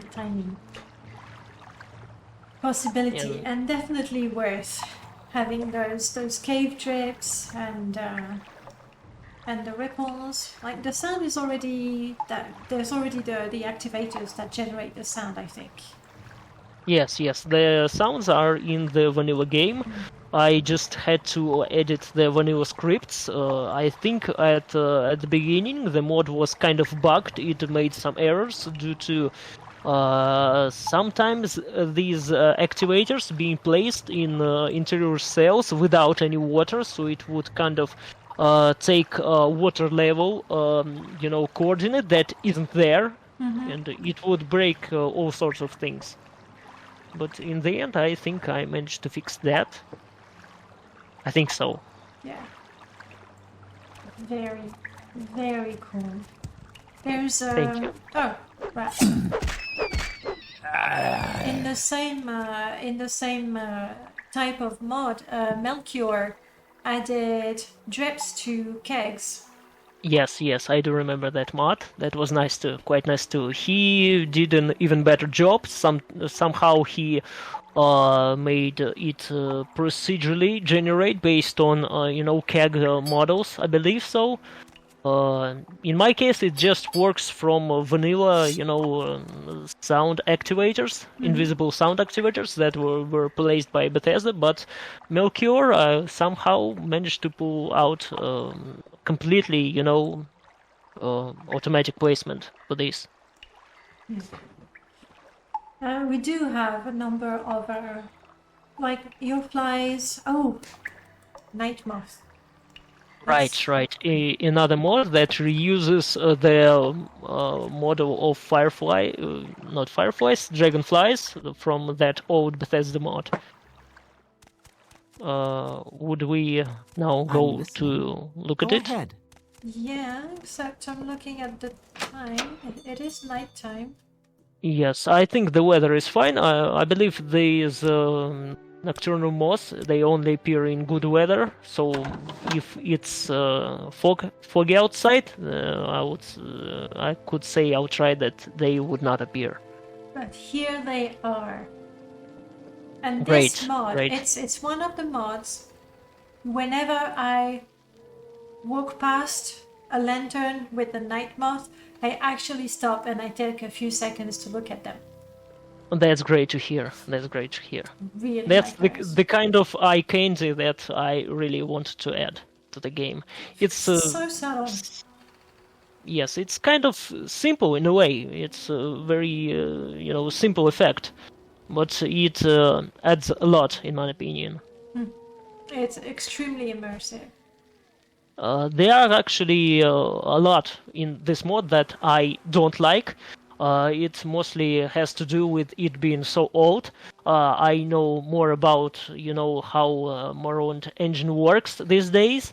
As I have said previously, the vanilla model of Dragonflies that I have based these Nocturnal Moth model on, it's very badly optimized. I could do a much better job today. Also, what was it?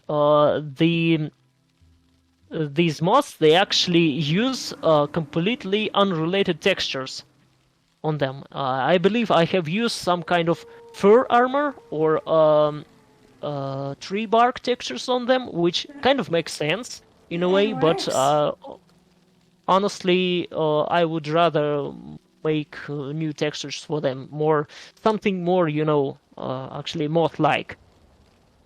They may be tiny, but I think when you look at them from this close up, as you do now, you kind of start to notice them being, made of polygons and whatnot. Another thing is these moths, they are placed through scripts on the lanterns. It doesn't add the moths automatically, and using MWC Lua, I could made this mod much more compatible than it is right now. I've been planning. Good news. That's good news. Yes, I've actually been planning to update this mod. I've made new mod models. The problem is kind of animating them. There is also problem with this vanilla model I use. The problem is with the animation, because it is based on a model of just a swarm of dragonflies. There was actually in the original mod nothing in the center of the swarm. So sometimes you can see these moths just passing through the lantern, and I don't like that, and it's a bit tricky to edit the the animation file for this, because I believe what Bethesda originally did, they made a big trajectory curve for each of the insect. For each insect, there I believe are 10 in total in each model, and they kind of baked the animation of following this curve path into the model, and it doesn't really translate back to the curve. I would have to make it from scratch in a sense. But good news is I believe I have found a way to do that, to generate these curve paths automatically in Blender. So I believe I could reasonably update it, soonish, I guess. As long as it's not 2090, I'm happy. Well, I can't make promises. I can't make promises. No promises. No pressure either. I mean, even like that, I love it. And yes, it's true. Especially if you sort of pose on them, then you go, that looks like tree, that looks like that could be the feather. But you know what? Most people, they're just, walking around quickly. They're not standing in front of the lanterns, waiting for a moth to go through the lantern. Yes, it's one of those things that you are not really supposed to look at close up. Exactly. Prof has made a really cool suggestion. Can we have moths appear around you if you're carrying a lantern is this at about? night? I could do that with Rude lady. MWSE lure. I could do that definitely. So Just- that's a possibility. Not Just only throwing player. you ideas. Yes. Just throwing you ideas here. Yes, not just player 2, any NPCs who carry a torch or lantern, they're as long as it doesn't, hit the frames per second too much. Maybe in which case I would probably make it an option, but it's definitely possible. And I'm thinking, like, if there was a bunch of flies following, like, he'd be trying to, shoo them away. So it might actually be a little less have something to immersive say, to have people with a swarm of moths around them and not care about it. Like, it's fine. It's normal. I see. Well, actually, Greatness 7, I believe, have recently discovered a way to discovered a good, a collection of animations and a way to easily, connect them to NPCs to put them in game. Maybe there is actually an animation of NPCs shooing some insects away from them. In which case, adding that kind of animation would be, well, simply amazing. I can't make promises though. I will see what I could do there. Then it has to be an animation where they go like this and then like that, and just as you walk past them, so you start on and you jump out of your clothes. You put all the mods Yes. together. And yeah, Prof, that's really true. There's this old mod, Stinkers. I don't know if you know it. Essentially, if you go too long without going in the water and using soap, you stink. And your personality goes down. Merlord was working a long time ago on a Lua version of it, and he got stuck because he wanted people to look dirty. But now we have the decal going on. Yes, But yes. yes, if you're too dirty, then you have flies around you. That'd be Yes, something. I believe I have heard of that mod, but well, usually it's just not something I do use personally. Basic needs mods, stuff like that, stuff like stinkers. It's just, well, it's not for me personally. Although I do admit it's a pretty cool gameplay feature. It's fun. It's fun when you realize that you stink so bad that nobody wants to talk to you, My including the patience people is limited. not talking to you out of fear. Especially the people who sell the soap won't talk to you. So Any then time now. you have no choice but to try and sneak in people's house looking for soap because you're so desperate. It makes for what? Like random adventures. Yes, I believe there is a term for that called, if I remember correctly, emergent gameplay or something like that. Yeah, yes. That's always nice to see. I like that. That's why I like to have companions with me. They're super dumb.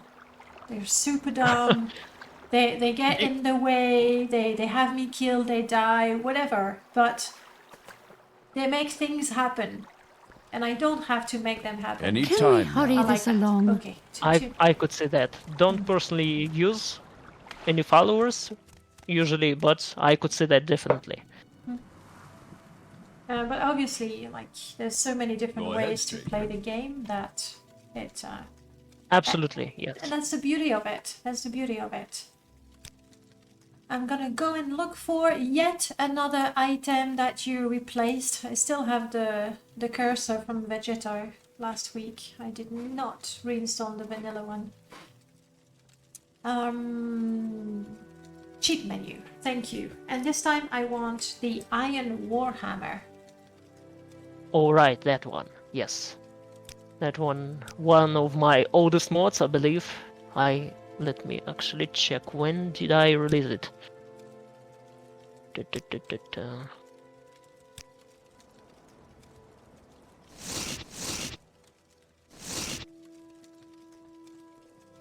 Date published.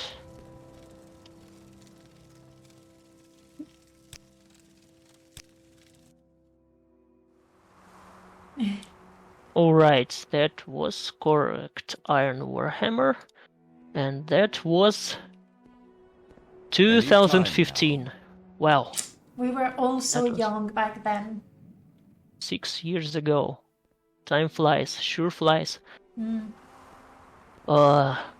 That was one of the first mesh, model editing mods that I've made. And back in the day, I really couldn't model to save myself, so I just reused a model by a modder called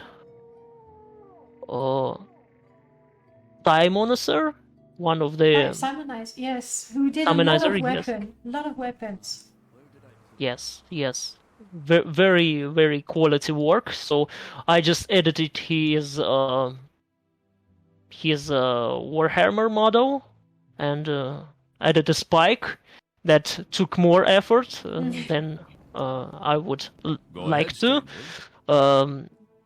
These days I'd probably make this kind of mod in a couple minutes, but then it was on a very old version of Blender using old export scripts.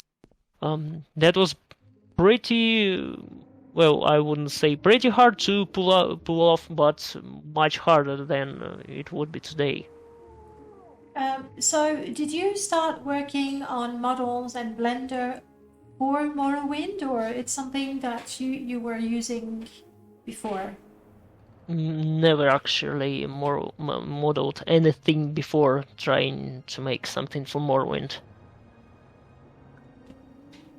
And why models? Like, typically when you first start modding for Morrowind, it's construction set, a shack in Seydanine, Yes. tweak a weapon to be more powerful. You went straight for the models. That's the first thing you wanted to mod.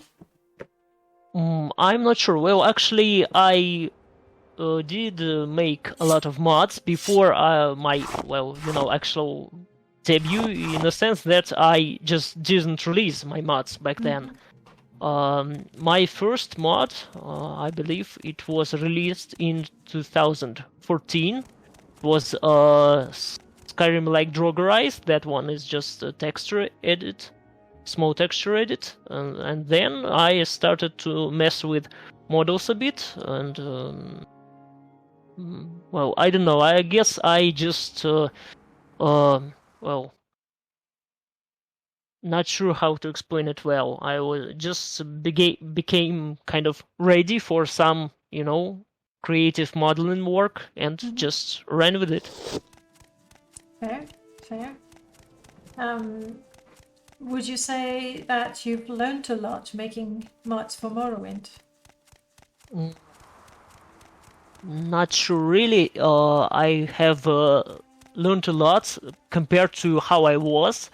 But in the time span that have been there, I would say I didn't really learn too much. I am still sort of a beginner in model creation. I really don't do it too much. There have been people who have made much more remarkable progress in that I have seen in Morrowind modding community. I really can't see. For example, Melchior, who's been modded for a long time, but over the years he's picked up skills in modeling, texturing, scripting, plus the basic construction settings. Definitely. He's, I believe, the most well-rounded modder among those I know. He's really really good at pretty much every facet of modding. I personally do really lack in the construction setup department. I really don't do it too much. Although I know how to do it, but just don't have too much experience with that. Don't have too much practice. I just kind of branched into another kind of modding. I believe we're looking at one of your very first published mods as well. Yes. The Fix Hound. I like the name. I really like the name. Thank you. That was it's kind of an obvious thing.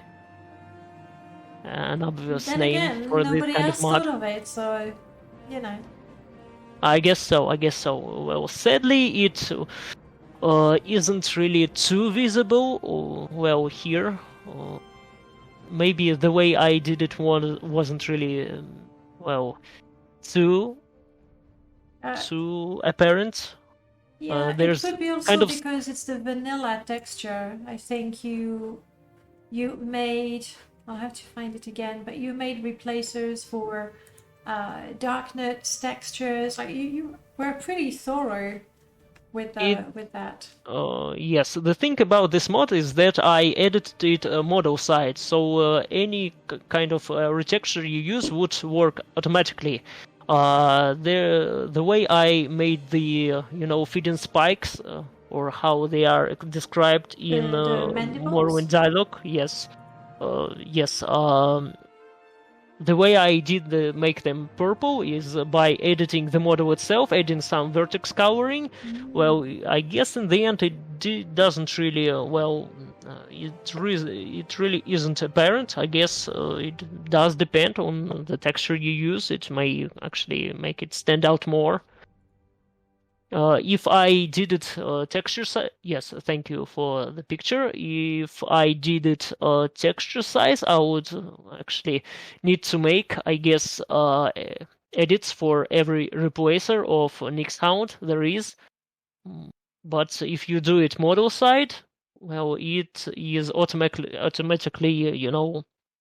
compatible with these retextures. Smart. Like, honestly, for me, because I don't know much about models, when I saw that, I thought that you edited each of those textures because I don't know better. That would be, really the most, logical thing to assume, but thankfully it does work in a bit of a different way. I'm just not sure I did the best job here in the end. Well, it's an old mod. We all start somewhere. Definitely. There we go. And yes, I think again you were talking about how I'm killing NPCs. I'm using a hotkey, Shift L, to kill them, but I need to be in combat with them. So that's why I swing at them first to be in combat, and then I kill them. I'm not really killing anyone or anything. Alright, so I don't know if you've noticed, and I hope you'll forgive me, but I've bumped up my level to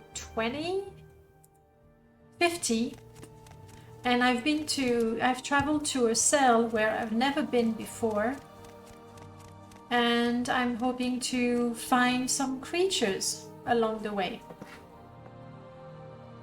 Alright, then it has finally come to that. Yes. I guess. It's that time. I'm trying to think what is the best way. You're not the creatures I want. I think the creatures are most easily found in Bitter Coast region. Right. Yeah, I went to cool, but that's not the best. I better mentally prepare myself for what's coming.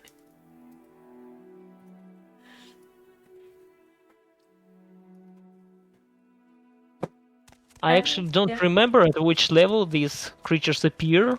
So I'm hoping that 50 I'm gonna get some. I know. We're gonna just have cliff racers. Come on, go away, cliff racers. You're not interesting. Come on, a little Landrover. Come on. You're always there when I don't want you. Regular crab. Regular Nix hounds. Regular cliff racers. You might be in luck. We might just not find any. Which would be a little disappointing. Well, while we're looking for a creature, actually let me show everyone a screenshot of the creature. So if I don't find one, at least people will know what I'm talking about. It's called R0 Creatorium? Creatorium, yes. It's such a fancy name too.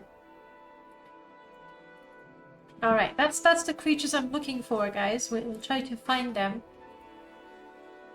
But the Line Drugger, I hate that one. Not because it's ugly or the model blah blah blah. I don't, I can't judge that.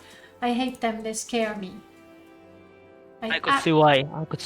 I really did a horrible job in a way. But they're supposed to be horrible. Funny thing about the Land Drake, that was an absolute hack job of a model, of a 3D model.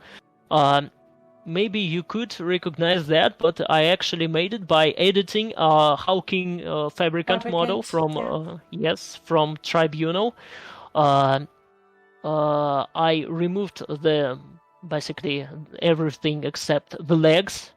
I added, I believe, human torso, human arms, the abdomen, the insect-looking abdomen. You could see. Actually, I took it from some lesser-known mod that adds, I believe, ant people. I found it somewhere on MW mod history, I think. That was basically really a hack job. I have constructed this model, this awful model, half in Blender, in the very old version of Blender, and mostly in Nifscope. That was really a hell to do, a hell to pull off, because basically I had to edit a lot of things manually, including some rigging on the model. I had to move basically some parts of the model vertex by editing its coordinates.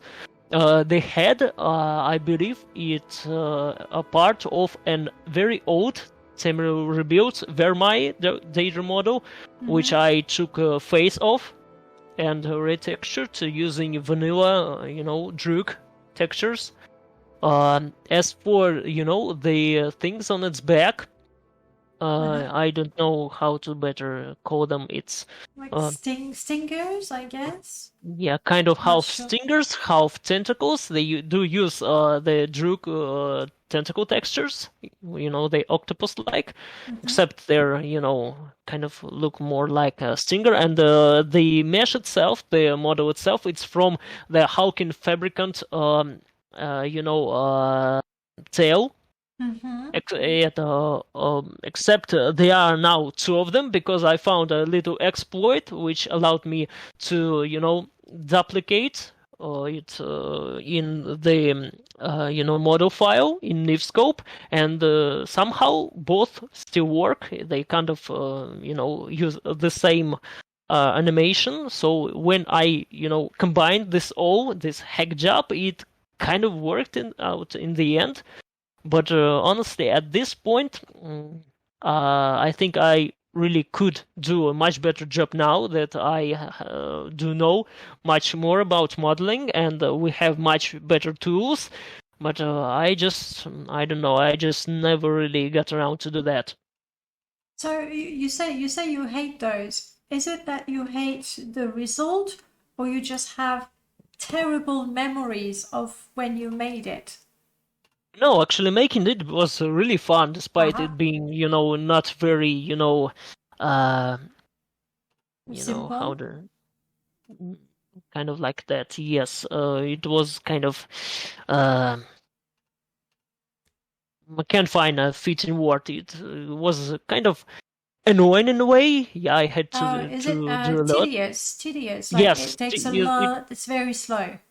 right. It was kind of tedious, but at the same time kind of fun because I was trying something new.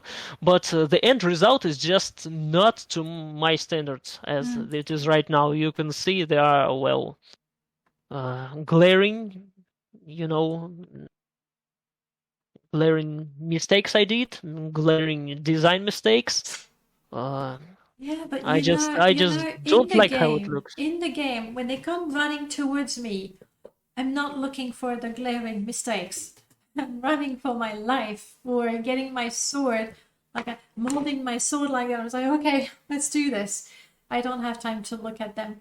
So in game, they still work for me. Well, I could see that.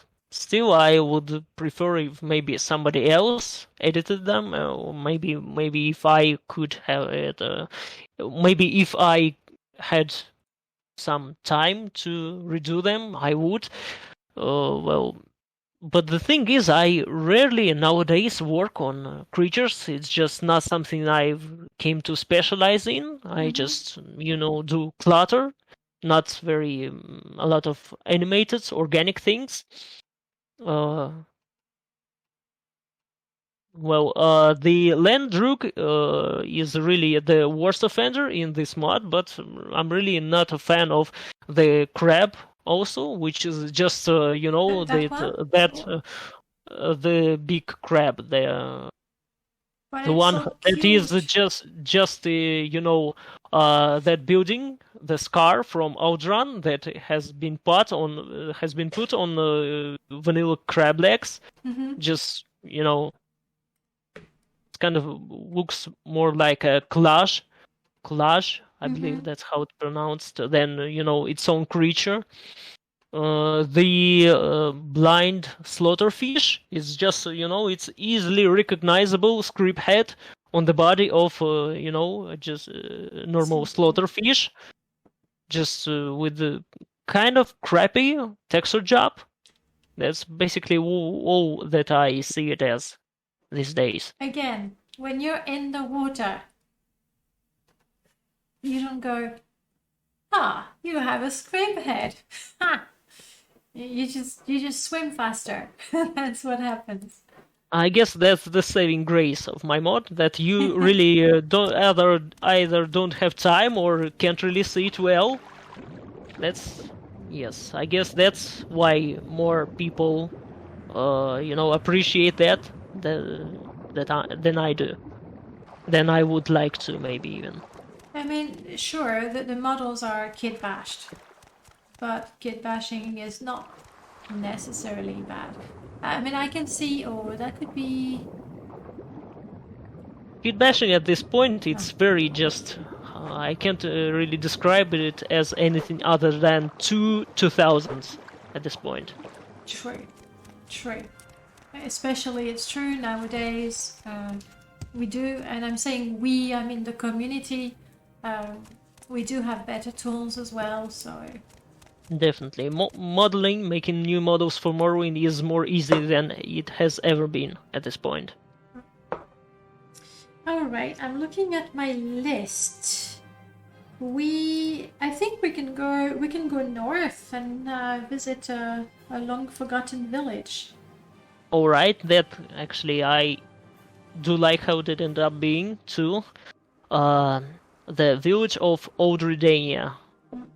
But if in English you would pronounce it like that, there's always this problem that I really, I don't have no idea how English speakers pronounce it, because I originally played in Russian, and I've always remembered names of locations and people the way they have been pronounced, the way they have been written in the Russian version. So sometimes when people pronounce it in English, I have absolutely no idea what they are even talking about. You know, I totally feel you. Not a very, very long time ago, I watched a streamer playing Morrowind in French. And I'm French, it's my language, I know it, I teach it even.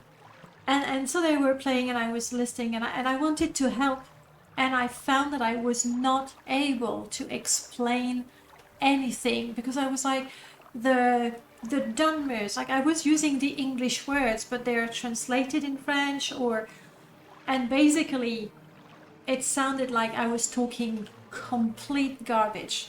I couldn't. So I can see that. I can see that. It just doesn't really translate well between the languages. These made up in a way words. Anyway, here we are. I traveled very quickly. Can you tell us a little bit about this mode and what you try to achieve, and we'll take a closer look. Sure. Okay, all right. The village of Old Redania, it's actually kind of missing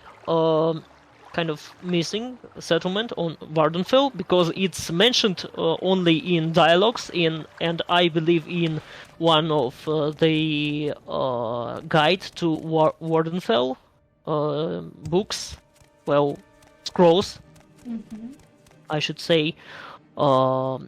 It's never appeared in the game itself. The only thing that have appeared is the Tower of Old Redania, which is apparently a different thing. Before I did this mod, there have been actually a number of attempts at recreating this village. I believe the most popular one have been by a modder called Princess Stamper. I think Dark Elf Guy also made one, no? Yes, Dark Elf Guy has made one. Anumeru has made one after I did. There was, I believe, another two modders who have tried their hand at making some. Transmaster from, Morrowind. Yes, he has made one as well. It's kind of a popular location because it's not too often that you have, actual cut location. Well, not exactly cat, but not implemented location.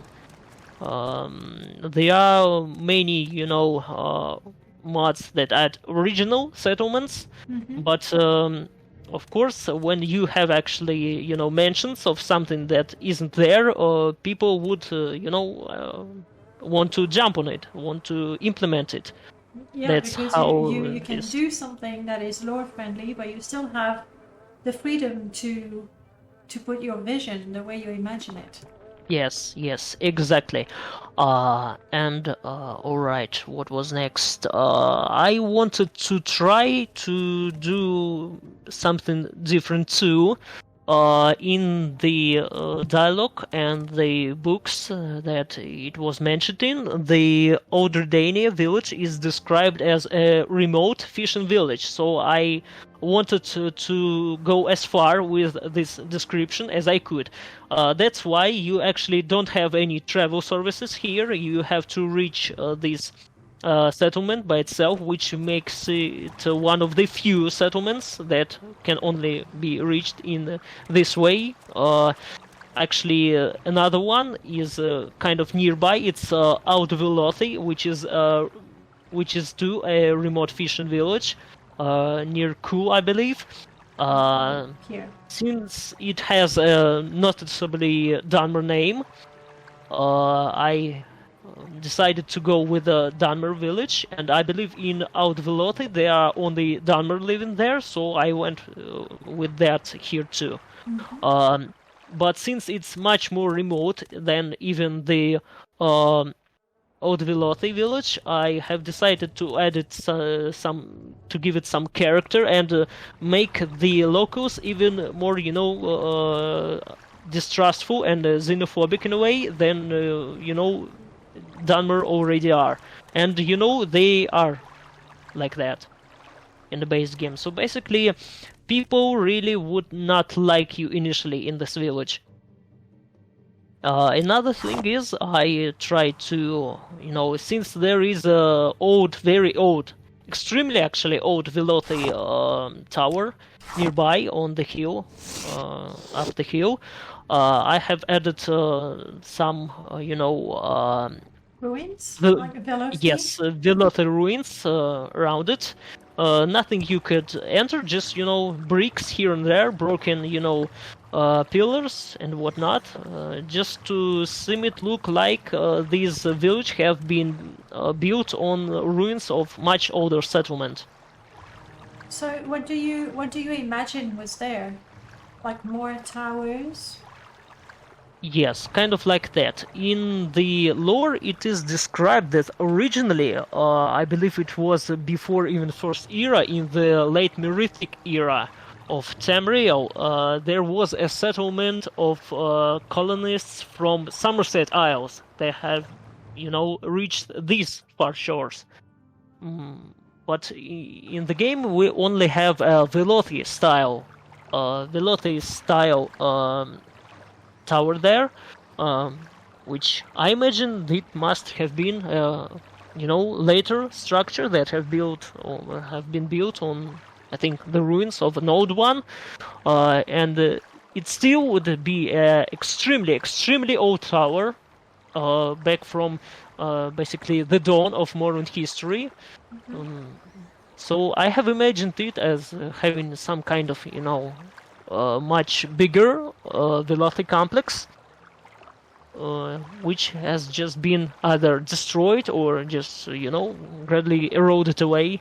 Kind of like the situation in nearby Degenfell, where a village is built on, Dwemer in that ruins or case, something. yes, Dwemer foundations. You could see, old Dwemer blocks underneath the Dagenfell shacks, and you could see, ancient Velothi rubble underneath the shacks here.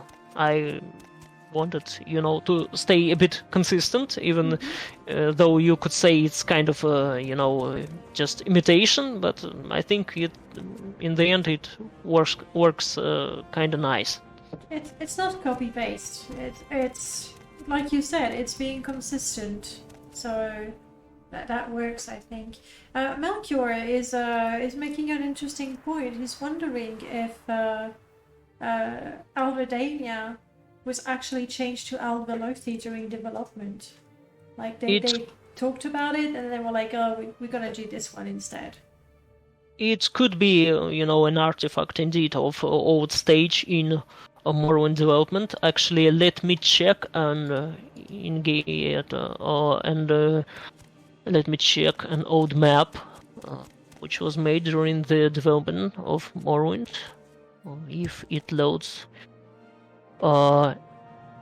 Yes, on this old map of Morrowind there isn't actually a settlement called Velothi, but there is a village of Aldredania apparently. Oh no. Actually no. There is both Velothi and Aldredania, so I guess that wasn't the case. Let me send you this map just so you could show people what we're talking about. If you have a link, you can, you can send it on Discord. I don't really remember where I took it from. Probably someplace like either UESP or, Imperial Library. Well, much faster to send it through Discord. Let me show you guys. My desktop is starting to be messy, but we're getting there. Here we go. So let's play the game of 7 differences. How is this different from the original? From the final game. It feels like Degenfell has been moved quite a bit towards the west. Yes, I believe so. Well, this is quite an old map, back from the time of Morrowind development. Not the oldest map. As you can see here, there's more or less the same shape that we see in the end game, except some locations are kind of shifted around. The Foyadas, the 5 rivers, they are still filled with lava on this concept. You have some sulfur lakes in the Moor region, which you can see Great is labeled Skates. as the Great Skates, which actually are there still in the game, except they are not such big sulfur lakes, but you can see sulfur pits in the game there. Well, basically it's almost the same as what we got in the end, with other than some minor differences. And yes, Stonewood is indeed the direct translation of Balmora from Dunmer language. Yes, the Great Skates. Lewin has made a mod that adds that makes the sulfur pits more like what we see on this concept. You know, actual pits, actual kind of like small lakes of sulfur, which is pretty great. Pretty great. I do enjoy this kind of mod that adds, you know, stuff from unused concepts or from development that was cut or unused, left unused. It's very interesting, in my opinion. Concept art, and then lore is really a great source of inspiration. Particularly in the last few years, I feel, but maybe I didn't pay as much attention before. Yes, I believe so. The modding community has gradually shifted from, you know, outlandish things, sometimes ports from other games and stuff, you know, the chaos of 2000s to, you know, more... Mug race. Yes, to more, you know, lore-friendly, so to speak, direction, which I personally, as a lore fan, I do enjoy it very much. A question from Kagan: is this map from the time when the Elder Scrolls 3 was still developed on the X engine that powered TES2 and the Terminator games? No, I believe that was a later map. There is another in development map which actually has zoning, which is much more like what we could see in the Elder Scrolls 2, but this seems to be a later map, back from the time where it was already developed, I guess, in 3D engine, proper 3D engine. Well, now you know. I see you've added the skeletons. And yes, it's like the fishermen couldn't be bothered. It's like, it's on the other side of the gate. It's okay. Yes, if you inspect the wall between the settlement and the path which leads to the tower, you could see stuff like candles and, you know, skulls and remains. Yeah, these look like they've been placed here on purpose. Is it like to protect the place, to ward off the undead? Yes, indeed. That was the idea. In the lore sources, there is a mention of the ghost fences. The most famous one of which is the Great Ghost Fence, which everyone, I guess, must be familiar, which is the giant wall which surrounds the Red Mountain, which, the temple and the tribunal has put around the mountain to keep Daggett Ur and his sixth house from, expanding. But there have been precursors to this kind of giant wall, except on much smaller scale. Apparently, these have existed for a very long time in places like ancestor tombs,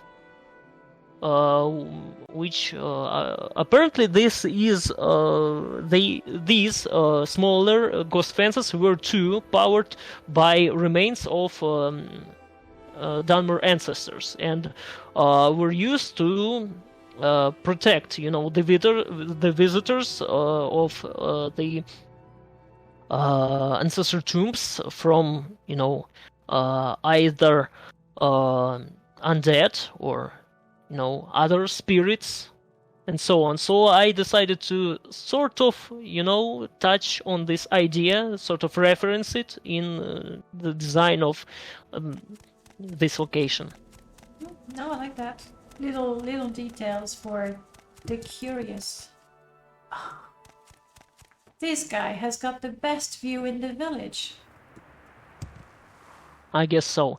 Interestingly, originally I gave this guy, a set of fancy clothing, I guess, to make him stand out a bit more. He's kind of like a village idiot, I guess. At least he was in my conception of this village. I don't remember if I actually had added any dialogue which references that. But originally, yeah, he was kind of like the strange guy in town. So he's keeping apart from the rest. Is he a liar? Nah. I can't think of the word. There is a word. Chat. You speak English. What is the word for the slightly loony guy in the village? That's not a bad person, but apart from village idiot, maybe something like that. I like that. And the best part is, if you have ashfall, you can actually grill the fish here. That's pretty nice. That's pretty nice. You could... I guess you could activate this, fireplace. Mm-hmm. Yeah. Very interesting. Very interesting. They're all the vanilla fire pits are automatically turned into ashfall ones. That's actually pretty nice. Magical It's not anything I actually planned around. It's very nice to see this kind of, gameplay emerge again through, interaction of different mods between themselves. Yeah. I'm glad I saw that spot. One thing I should say about this village is that I have not added any quests. I kind of like, Like as I you... took as a you note. I took a note. Quest Alvedania, and I'm like, this place needs quest because I want to spend time here. I can agree. I just, I guess you know how it is to make, quest mods for Morrowind. Yeah.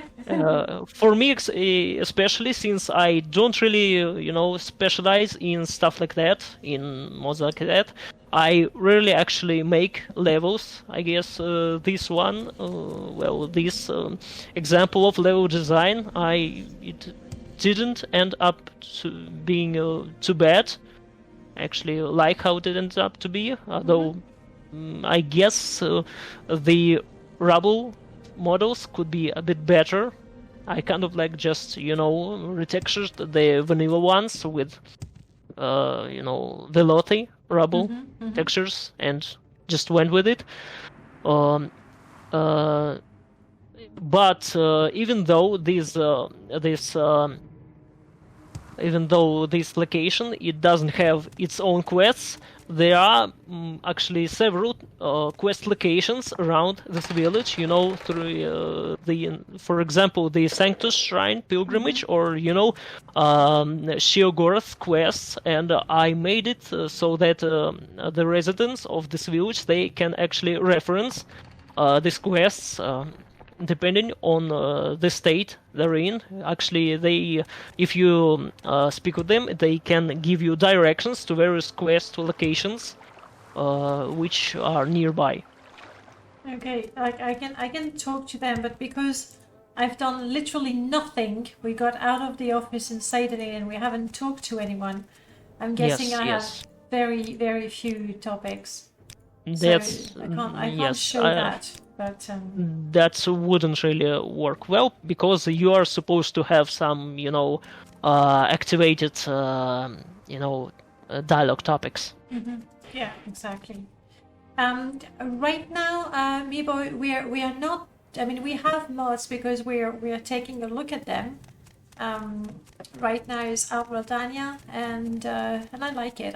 I honestly think it's one of my favorites. You mentioned that somebody made another version after you. I don't think I've even looked at it. Maybe I should. Well, quite a lot of people has made their versions. Like Princess Stompers, that's the one I used a long time ago. Then I used Dark Elf Guys as well. And then yours, and I haven't changed since then. That's quite nice to hear, actually. Yeah, but I'm gonna check the new one, and I must have hit something. Maybe they have quests and Maybe so, maybe so. That's one glaring, downside of my version of the mod. But the fact that the people will refer to other quests in the area if you are doing them, I think is a nice touch already. Well, that's the best I could manage to do. I actually thought about adding some, local quests, but I didn't really have any good ideas. I'm not creative on that here's front. One by 7th Monday. This village looks like it was visited by a landrugger. Oh god. Is it a compliment though? After R0 made a very detailed description of how he made the creature and how much he hates it. Is it really a compliment to say it looks like this place was visited by one of your creatures? Well, it is supposed to look very dilapidated and, old, in kind of disarray. So I guess that's how it should be. It looks like a place where fishermen live. I can believe that. It's they have a god. No, that's just a person. Yep.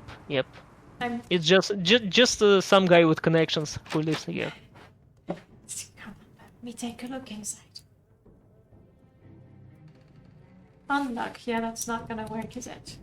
Yeah, people here, they are, well, very untrustful. Maybe not even only towards outsiders, maybe even each other. They seem to love their locks here. She won't even show me her face. Yep. That's how you can actually notice you have some Ashlander clutter here. Mm-hmm. That's because the guy outside, the village, smith, metalsmith, he's actually a former Ashlander, has an Ashlander name, and he seemed to have, came to this village and ended up settling here. I like that. Was the idea, yes. So sorry, go ahead. This interior I actually made it to look kind of like an Ashlander yurt in its, construction. It's kind of like the centerpiece of a fireplace, and everything moved, sort of like in a circle, in a semicircle around it, just like, the actual Ashlanders do in their yurts. It's kind of ended up being a kind of an interesting blend of, Popper, I guess that's how you pronounce it, Dunmer style and Ashlander style. I like that. Alondro, hi Alondro, says that maybe we interrupted her personal nightly LARP session. She was doing some live-action role-playing and we interrupted. We'll let her be. Yeah, I was going to say, for these NPCs, like, you actually imagined some background for them already. It's not like you say, I'm going to put a dude there and I'm going to put a woman there. You thought of a job for them and where they come from. Pretty much. Since I can't really add a lot of NPCs here, since it's supposed to be a very small settlement, it was fun for me to just, do what I can. Maybe in a way, go an extra mile. Mm-hmm. Maybe I absolutely love the details. That's the resin, I suppose, that they use to coat the boats. Yep. The planks to repair it, the knife. I can't write, okay? I can write, but I can't write good. Like, something interesting to write. I really hope that somebody with writing skills will take a look at this place, and there's a story why this boat needs to be repaired. Maybe a really large slaughterfish or a were shark attacked it. I don't know. And this one with the Ashlander origins, like, there's a lot that could be said, I think. I guess so. I guess so. Sadly, it has been too long since I made this mod originally. I don't remember everything that I have thought up for these people, but I believe there is, well, quite enough remaining. Quite enough from the things that I have managed to, actually put in.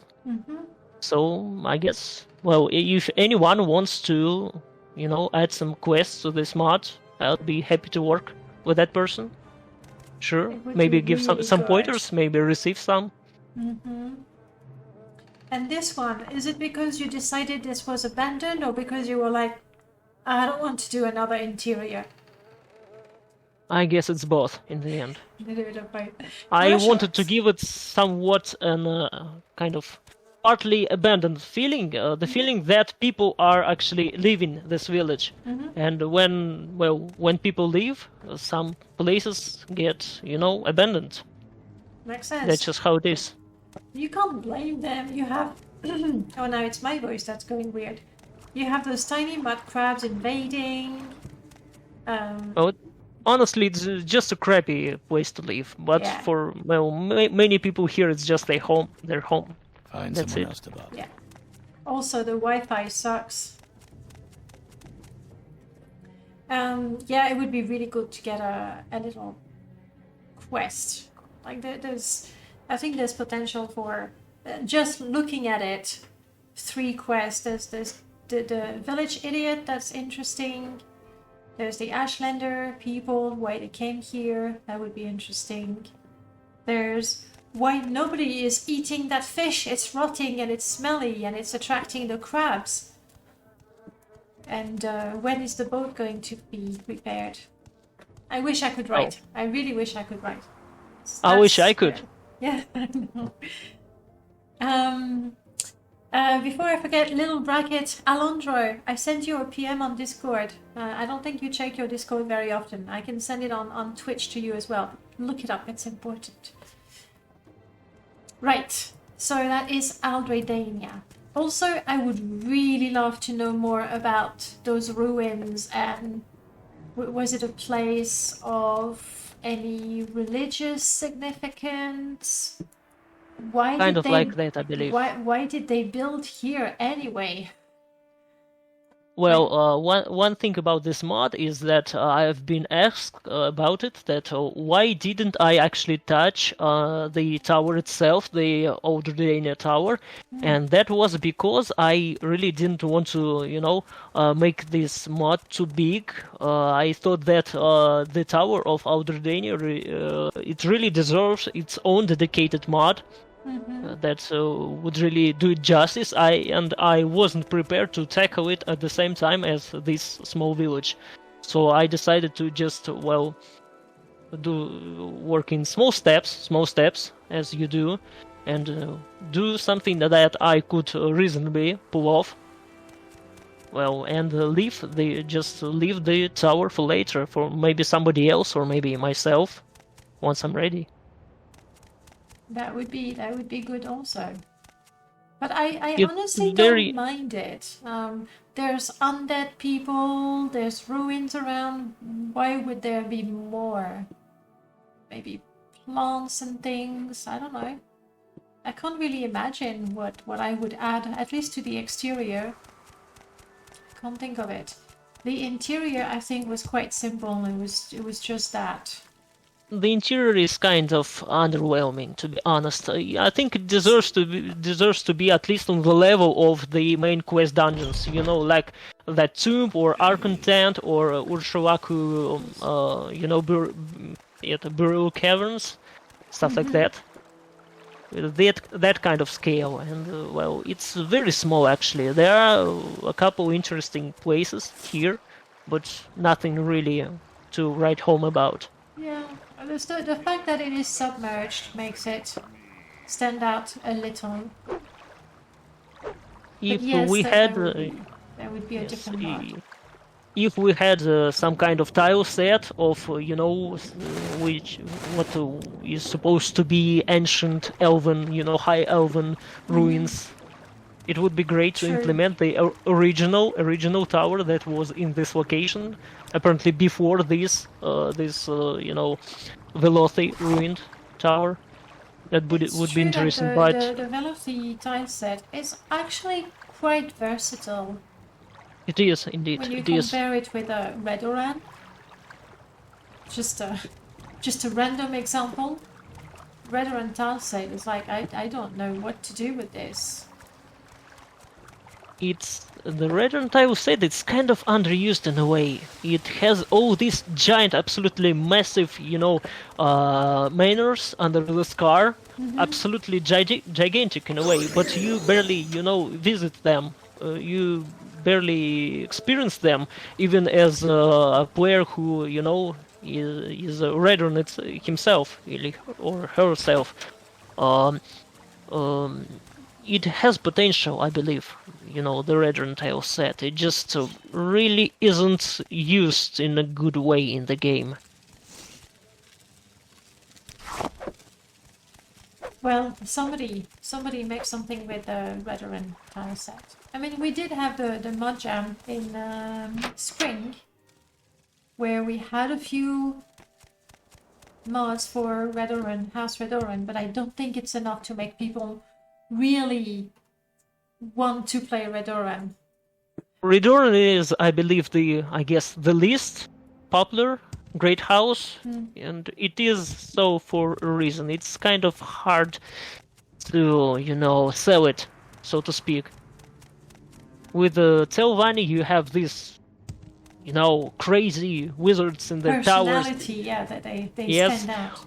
The thing about the House Lalu is that you get actually good, monetary reward, as it is sold really well, and I guess the people love Telvanni Stronghold, they tell over it, but I guess Ratton Manor, the stronghold of House Lalu, it's the most comfy of the three. It's the easiest one to use. Fine. Definitely, very conveniently placed, if I had to say. And I think there's also the fact that when you start playing the game, you start in Seidanin, you go to Balmora, Yes. you go everywhere, you join every guild, and boom, you're House Lalu. So there's also the nostalgia factor, maybe, the fact that Yes. you started with House Lalu, even though now you prefer Telvanni. But Redoran? Yes. That's how it was for me on my first playthrough too. Okay, it's time to use the cheat menu to get one more item. Alright. No lovable characters like Terana or Kyoyo. Yes, Redoran doesn't have the personalities. They're kind of boring people. I guess. Well, there were several, kind of memorable, sort of memorable counselors in Redrun, but they're neither here or there. Not to the level, not even of Thirena or Curie, or even the elusive counselor of Hlalo, Drum Barrel. That guy, he barely has any dialogue, but just by the virtue of what you have to do to actually find the guy, he kind of becomes interesting. House Redron, it doesn't really have those interesting bits. Sorry. Though, yeah, like some people actually like them. Puzzlewell and Zoomtra, I know. So Denina really likes them. That's why we have the choice. That's exactly why we have the choice. Yep. I actually love their ethics more than anything, the House Redron, but it doesn't, in my opinion, translate well into gameplay, I agree. I feel to me they're like the paladin characters, where it's like you have. I did catch a cold, as a matter of fact, but I'm okay. Don't worry. Where I feel when you play a paladin or a character with a rather strict moral and discipline code, that you don't get so much room to tell your story. Like you kind of have to be good. and that's it. I could see that. Well, in case of, Redoran, there's also this quality of Dark Elves, that their good doesn't exactly have to be that good in, conventional understanding of that word. Since, True. well, their culture as a whole is built on, Daedric principles and stuff like Mephala mandates or whatever else. True, like their morals, like slavery, for example, you're like, okay. Daedra worship. Yes. Ironically, House Redron barely uses any slaves, if I remember correctly. It would be nice to see more interplay between them and Ashlanders and Velothi people. People who left Ashlander ways to live with settled people. I think there's a lot of potential with that, but it really isn't implemented in the base game. We need more people willing to write quests. That's true. It's true. At the same time, like I don't blame modders for not making quest mod. They really do take a lot of time. They're a pain to debug. Like the dialogue, you do your dialogue and there's a loop and you go, why oh why? And you look at the construction set and like even with my big glasses and my big screen, I'm like, what is that? And Yes. and then there's the fact that if you look at the Nexus, the mods that get a lot of positive feedback are usually, well, Lua magic mods because magic, and texture and model replacers. So it's kind of like quest mods are really, I guess, in general, are very underappreciated, unless they have a lot of other kind of content in them. yeah, I guess. But For example, everyone likes Tamriel Rebuild, for example, and its sister projects. There, I guess, isn't anyone who doesn't know about it. But the thing is, it isn't just a quest mod. It's a massive content mod in general. It's here's a whole game mod. So I don't think Pretty it much. qualifies as a quest mod. It's true. Pretty much, yes. Right, I have given myself a lovely new weapon. Oh yes, the Scourge. I believe it originally appeared in the Elder Scrolls. What was it? Battlespire. At least it was mentioned there. I'm sure. It's kind of I'm not a. sure. Like Battlespire, I've done the first act, and then I was like, okay, I think I've seen what it is, and I was tired of talking to the scamps, so I stopped there. It didn't age really well. I didn't. It was fun to play. It aged horribly, in my opinion. But well, what can you do? What can you do? Enjoy it for what it is. There's still a lot of people not knowing about TR, Skywind, and Skyblivion. I think Skywind is possibly the most well known, only because there's more people playing Skyrim than people playing Morrowind. Indeed. But I think anyone that plays Morrowind, that has played the game, kind of knows about it, unless they only played on the Xbox way back when and then never looked at it again. Maybe. True, and there has never been any remaster, Well, it was again on the... but that could be debatable, actually. Never a remaster of the actual game, it's true, but they made it work on the Xbox, one of the latest ones, I'm not sure which one. I don't really remember, honestly. And there's Elder Scrolls Online that has a whole Morrowind DLC. I don't know if it's a DLC or add-on or something. So like... Yeah, that's kind of a touchy subject for me as an Elder Scrolls War enthusiast. Okay. I mean, I get that people like it, but you know.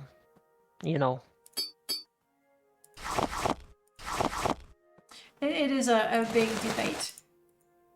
Yes. still to this day. All right, so now I can move. Good. You see, I've started my own walk of shame. I had Indeed. to drop my clothes. Fortunately, I got a common robe from a dead body. A stroke of luck, indeed. Yeah, we're good. It's good that I picked that up. Tell us about Scorch. Okay, the mod or the weapon? Both. Alright, the Scorch, let me open up some war source. By the way, I am absolutely amazed that you can, like that, open up the source and find information about specific aspects of lore. Well, I just I'm have been doing impressed. this for years and kind of just have this wired into my brain at this point where everything can be found. I kind of have Okay, the same yes. thing with mods. Like people say, I like a mod for this, and I say, well, there's this one, this one, this one, this one, and this one. And then I go, that's a lot of space in my brain taken up by Morrowind mods. Maybe I could use it for something else. I guess so. But, well, you don't choose really your hobbies. Your hobbies, they choose you, in a sense. I think so. Fair, you didn't like heavily modded Daggerfall Unity, but did you enjoy it, just Daggerfall Unity? And the dungeons in Unity are a bit smaller. R0, have you played any Daggerfall?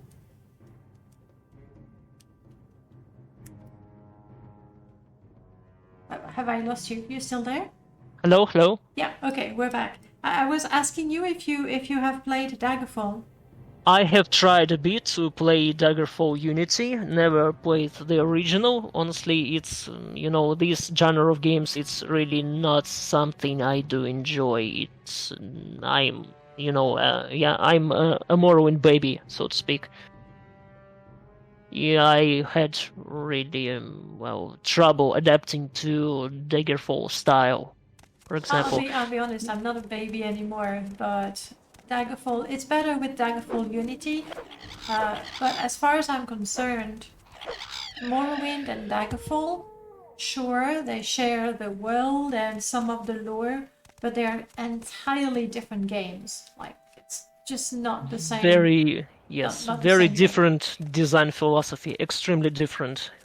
Actually, Morrowind has let down a lot, and I'm saying it, a lot of Daggerfall fans. Mm-hmm.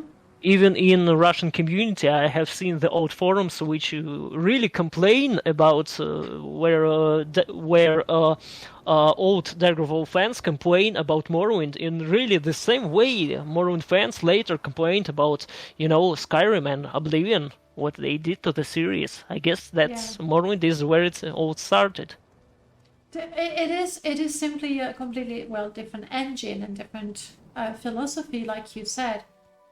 Even though I think the difference between Morrowind and Oblivion and Skyrim is not as great as the difference between Daggerfall and Morrowind. I think that was the biggest gap, I guess.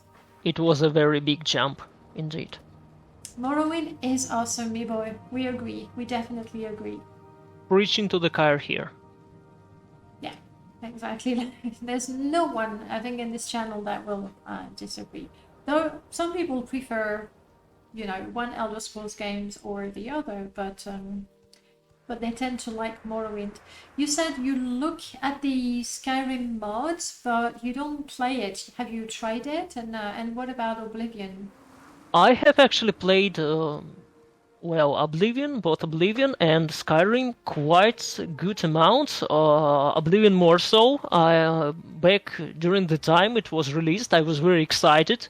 Mm-hmm. It was the hot thing, basically. My classmates played it, I played it.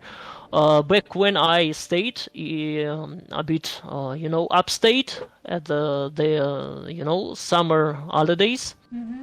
On the summer break during my school time, I went as far as a cycle all the way back home just to play some more, Oblivion. even though I really don't like it too much these days, because, you know, I don't know, I just kind of grew up a bit, and I came to realize how, you know, it's really not what it could be, in a way, how it really stepped away from Morrowind. After End, Morrowind ended up being, you know, my, you know, lifelong love. I understand the feeling very well. Yes, yes. But back in the day, I enjoyed it on its own merits. I think I completed the main quest of Oblivion twice. As for Skyrim, I did play it I will listen up. Make it when it quick, was Outlander. released, but in Skyrim's case, I never finished it. It just didn't engage me in the same way. Sorry, we took a detour. Let's You hear were it. telling us about Scourge, and Yes, looking Scourge. at that. Way, Strange. well, in the lore, starting from Battlespire, it was supposed to be a Daedric artifact, much like any other, associated with the Daedric Lord Malakath, the god of orcs. It was supposed to be a weapon which is extremely potent against the Daedra themselves, to the point that it was advised against letting any kind of Daedra to take a hold of this weapon, because apparently it would be used in, you know, to upset the balance of, you know, inter-Daedra relationships in a way. Basically, the idea I had is to give it a gameplay effect based on this description. For example, in Skyrim, we have an effect called Banish, which immediately destroys Daedra you cast it on, depending on their level. Summon Daedras, I think. Or is it any Might Daedra? have been only the summoned ones. Might have been. I'm not too sure.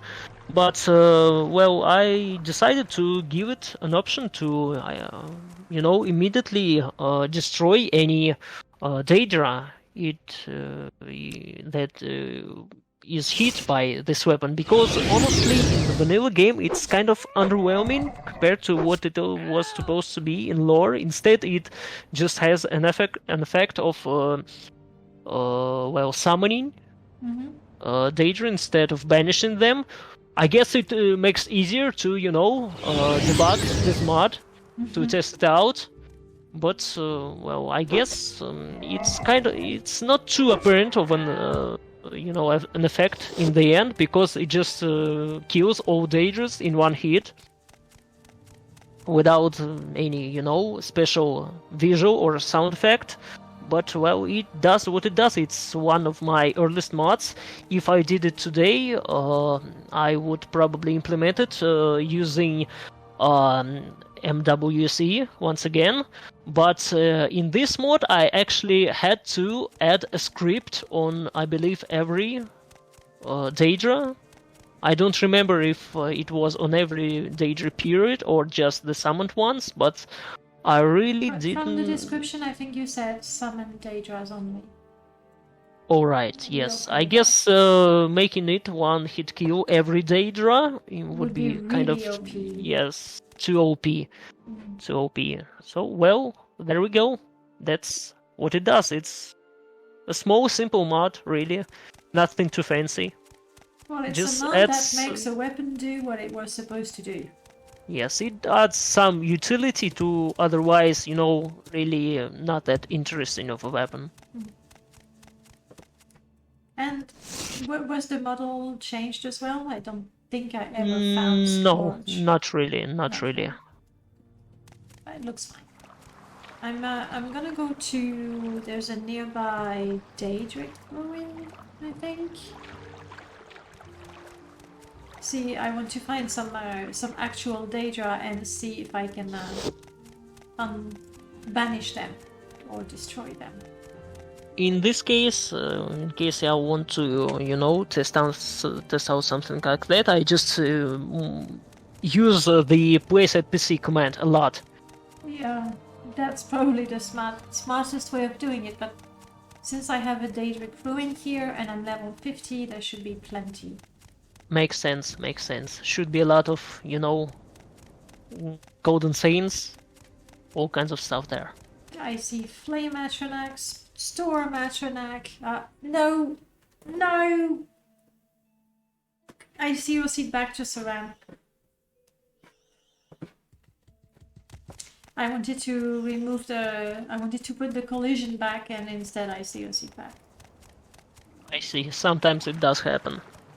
Do you use a mod that makes, commands, console commands persist through loads? I think it was ended. Through loads, yes. I mean, this is my showcase install, so I'm not sure it does. It has been added to, I don't remember either UI mod or something else recently. Yes. I haven't played with it a lot, but it seems very, very useful.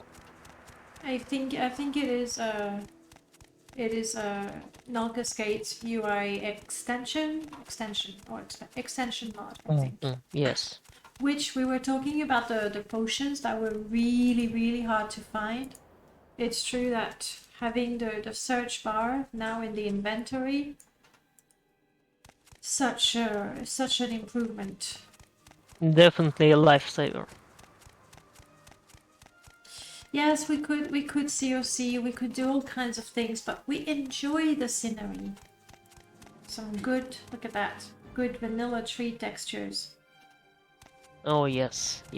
I honestly don't mind. I can play the game with vanilla textures. That's not something that breaks the game for me. Do you use, tree replacers for Ascadon Isles often? Oh gosh. I'm hopeless. For the Ascadon Isles, I usually switch between Remiroses or Valities. Because I still like Valities trees. For Bitter Coast, I shuffle between Valities, the vanilla one that have been optimized by Remiros as well, and now there's the Grat trees as well, and there's different versions of it. Basically, I like to shuffle and levitate. I'm glad to see that has been more, vanilla friendly replacers for trees appearing these days. Mm-hmm. That's very nice to see. Very nice to see. It really is the trend these days. So that I'll do it. Are you planning to Luify Scorch? There's a question from Sip for you. That would be nice. That would be nice if I had time. Well, I do have time. Well, if I ever got around actually to do that, that would be pretty nice. It shouldn't be too difficult to do. It would be a simple Lua script that would check, I think, hit events, and just check for equipped weapon and creature type, and that would be it. But I think that would be kind of bare bones at this point. Maybe something like an interesting visual effect would be in order to make it more complete, or Yeah, maybe I think- that's I just think to- feature creeping. Yes, but that's what modders do. Rather than having the death animation there was a mod where that replaced the dead animation of vampires, so they would go poof and turn into dust. Right. So something where they have a different animation. So confirmed, regular Daedra don't care about Scourge. They're like, nothing. So Nice, it is only the nice. summoned ones. Well, there's still some utility to that because, Yeah, well, it is. Fighting if I remember correctly, there are quite a number of summoner NPCs in the game. Mm-hmm, definitely. definitely would make killing summoned great bone walkers less of a challenge. As long as you, do it in time. Yeah, it's true that if it could banish any summoned creature, it would make it really more useful. That would be, yes, more useful. And then it would include bone walkers that are. But That would be nice, I guess. it might be too good already. It might be a little too good. Maybe, but on the other hand, it's Daedric artifact at the end of the day. It's just supposed to be really good. Yep. There is even a lore justification for it working on, summoned undead, because summoned undead in Morrowind, they are actually summoned from a plane of oblivion called, I believe, what was it? It also appeared in Skyrim, DLC, Dawnguard. Is it the Cairn of Souls? Yes, Soul Cairn. Yes, exactly. So I know lore. So yeah, that would actually kind of work on the. You could justify it. I did not realize that the Soul Cairn was supposed to be a plane of oblivion, though. I'm not saying it's not. It's just when I played it, it's just a place for souls. It's I believe it's mostly this. The lore on Soul Cairn mostly comes from Battlespire, I believe. So I guess it is. I can't remember for sure, but I think it is definitely described as its own plane of oblivion. There is a question from Istredify: which plane of oblivion do we summon Dwemer Centurions from? Well, actually, I can check for that. Magic effects. I think Sid was asking this as a joke or a counter argument, and now you're gonna tell us the answer. I like that. Well, it only says that this effect summons the Centurion's fear from oblivion. So yes, it is indeed summoned from oblivion. Which plane? Believe it or not. We don't No know. idea. No idea. Many planes of oblivion, okay? Maybe the idea of Dwemer actually disappearing to some oblivion plane isn't, that wrong after all. Like, we don't know, right? It's a mystery. They may have gone to that place. Yes, I was gonna say it. No, I'm glad you typed it, Sip, so I don't have to say it myself. Something is attacking me. Don't attack me, Ammo. Some things we just don't know. No, that I can't read that. There isn't a single. Oh no, there is a single barrel. But that's good. The plane of oblivions, like that makes no sense. Yes, it's a special plane of oblivion, little known among the lore beards, but it's a plane of oblivion. And so there it is, Scorch. I don't remember, where do you find Scorch in the game? Is it hard to get? Actually, not too hard. I believe it's found as many other artifacts from Battlespire. It is found in Telfir. Yeah, he does have quite a collection. Yes, he seems to have the old Divide Fear. He seems to have quite an interest in what happened. Well, he is a sorcerer in the end, so I guess things about Oblivion, interest in them, makes perfect sense. I'm going to give myself a whole bunch of throwing something, like lots of clear glass. That's modded though. Glass throwing knives.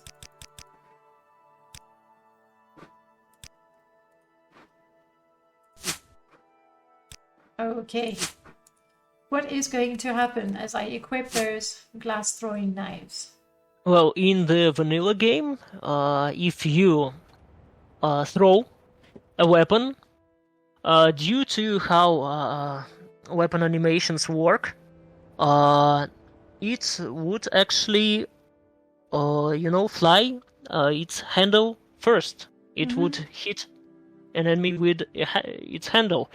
Boink. With my mode, which is called, if I remember correctly, Throw. I don't remember correctly. Let me check. I'll check too. Throwing weapons improved, something like that. It's been years, honestly. It's not very creative, that name. I'm a bit disappointing there. Yes, improved thrown weapon projectiles. Yes. Well, basically it does Descriptive. what it says on the tin. True. The problem is the weapon projectile, the thrown weapon projectile, has the same orientation as the version equipped in your hand, and to make your character hold it by the blade and not the handle, the devs had to invert the model. If you held it by a handle and threw it like that, it would fly blade forward correctly.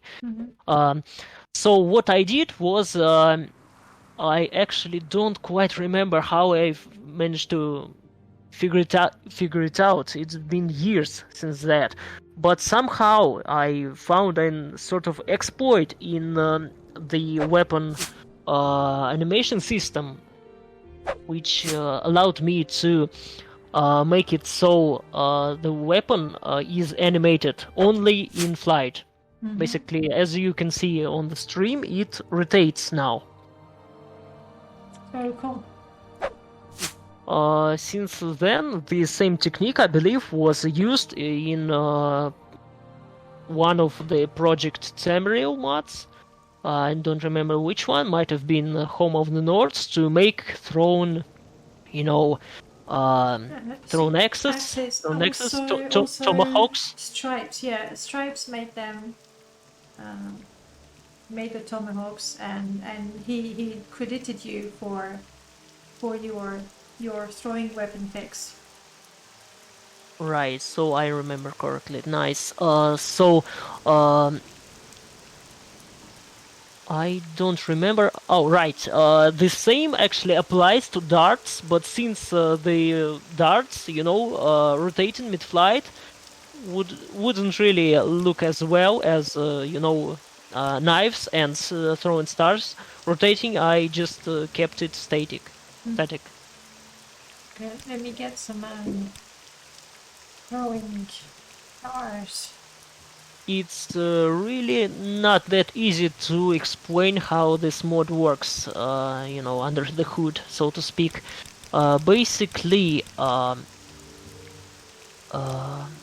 there is a single animation file for all characters, which is all the different animations which they could play, like all the idols, all the movements, all the hits, and holding weapon animations, etc. It's all stringed together in one long file, and all the X-anim thingy, like the main animation file for NPCs.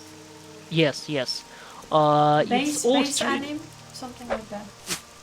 Kind of like that. Yes, it's all stringed together in a long series of animations, and in this file each animation has its own time space from the time it starts, the time it ends, and the engine just uses these timings to get the animation.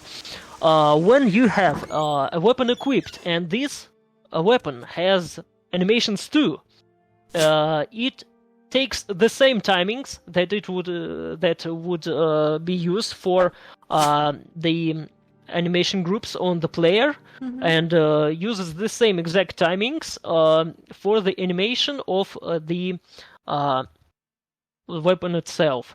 So basically, the idea is the rotating animation of the weapon. It starts at 0 and ends in, I believe, 10 seconds or so. By this time, your thrown weapon is most of the time already beyond the rendering distance.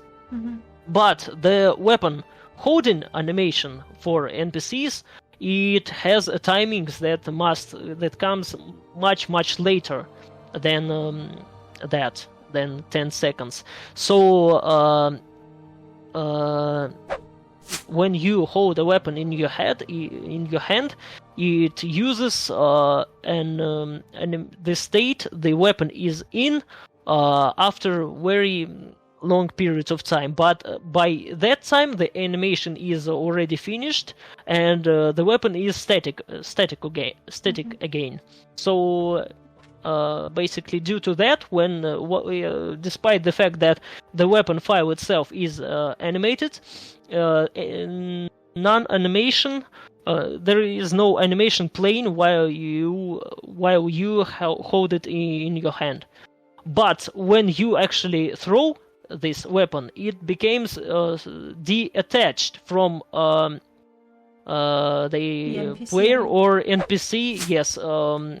Model, so it has its own timings. So by default, it starts playing the animation from 0. So it starts spinning in the air. That's pretty much how it works. Must have been fun figuring it out. Yeah, I don't remember how I did. It's good. I honestly don't remember. I just tried, and used whatever sticked. I believe so. Trial and error. It's pretty cool to see them spin, honestly. It's a small thing, but I think it's again one of those things that people seem to like about my mods the most. Everything in the details. Yes. All right, we are now going to a Dwemer ruin, but I want to be out of it. I'm really hoping that there's a statue. Right. But if there's no statue, then that's okay. I'm not sick. I know of a Dwemer ruin with statue, but I don't remember how it's spelled, sadly. It's always the problem, right? Like, I wrote this one down because it's easy enough. But that's not what I'm looking for. I'm looking for the Ashmeyer. Oh, right, the Ashmeyer model. It's supposed to be not too far from here, but... Yes, right. You know, with the weather and everything. I don't remember the coordinates of that place. It's kind of like in the middle of nowhere. There isn't really a good, good enough landmark to find landmark. it. Yes. And another problem is that you really can't see anything during the ash and blight storms. So just for testing out mods that are located in Ashlands, I always have a mod that makes it always sunny in Ashland on hand. Nice. Without that, I don't know what I would do. Yeah, honestly. my cheat menu did it. Right. Let me see. That makes things so much easier, honestly. Yeah. So, was it somewhere between the Dwemer ruin and the Daedric ruin? Not too far from them? If you could open the world map, I guess since your map is not explored on this character, you could see where the Furiada that goes to the northwest from the Red Mountain, where it ends up. In the end, that's where it should be, I think. Where the Furiada starts from the coast, or a bit further south? I don't remember, honestly. Okay, well, we'll go... And it seems to be another Furiada, not the one that's immediately visible on the world map, so ignore my advice, please.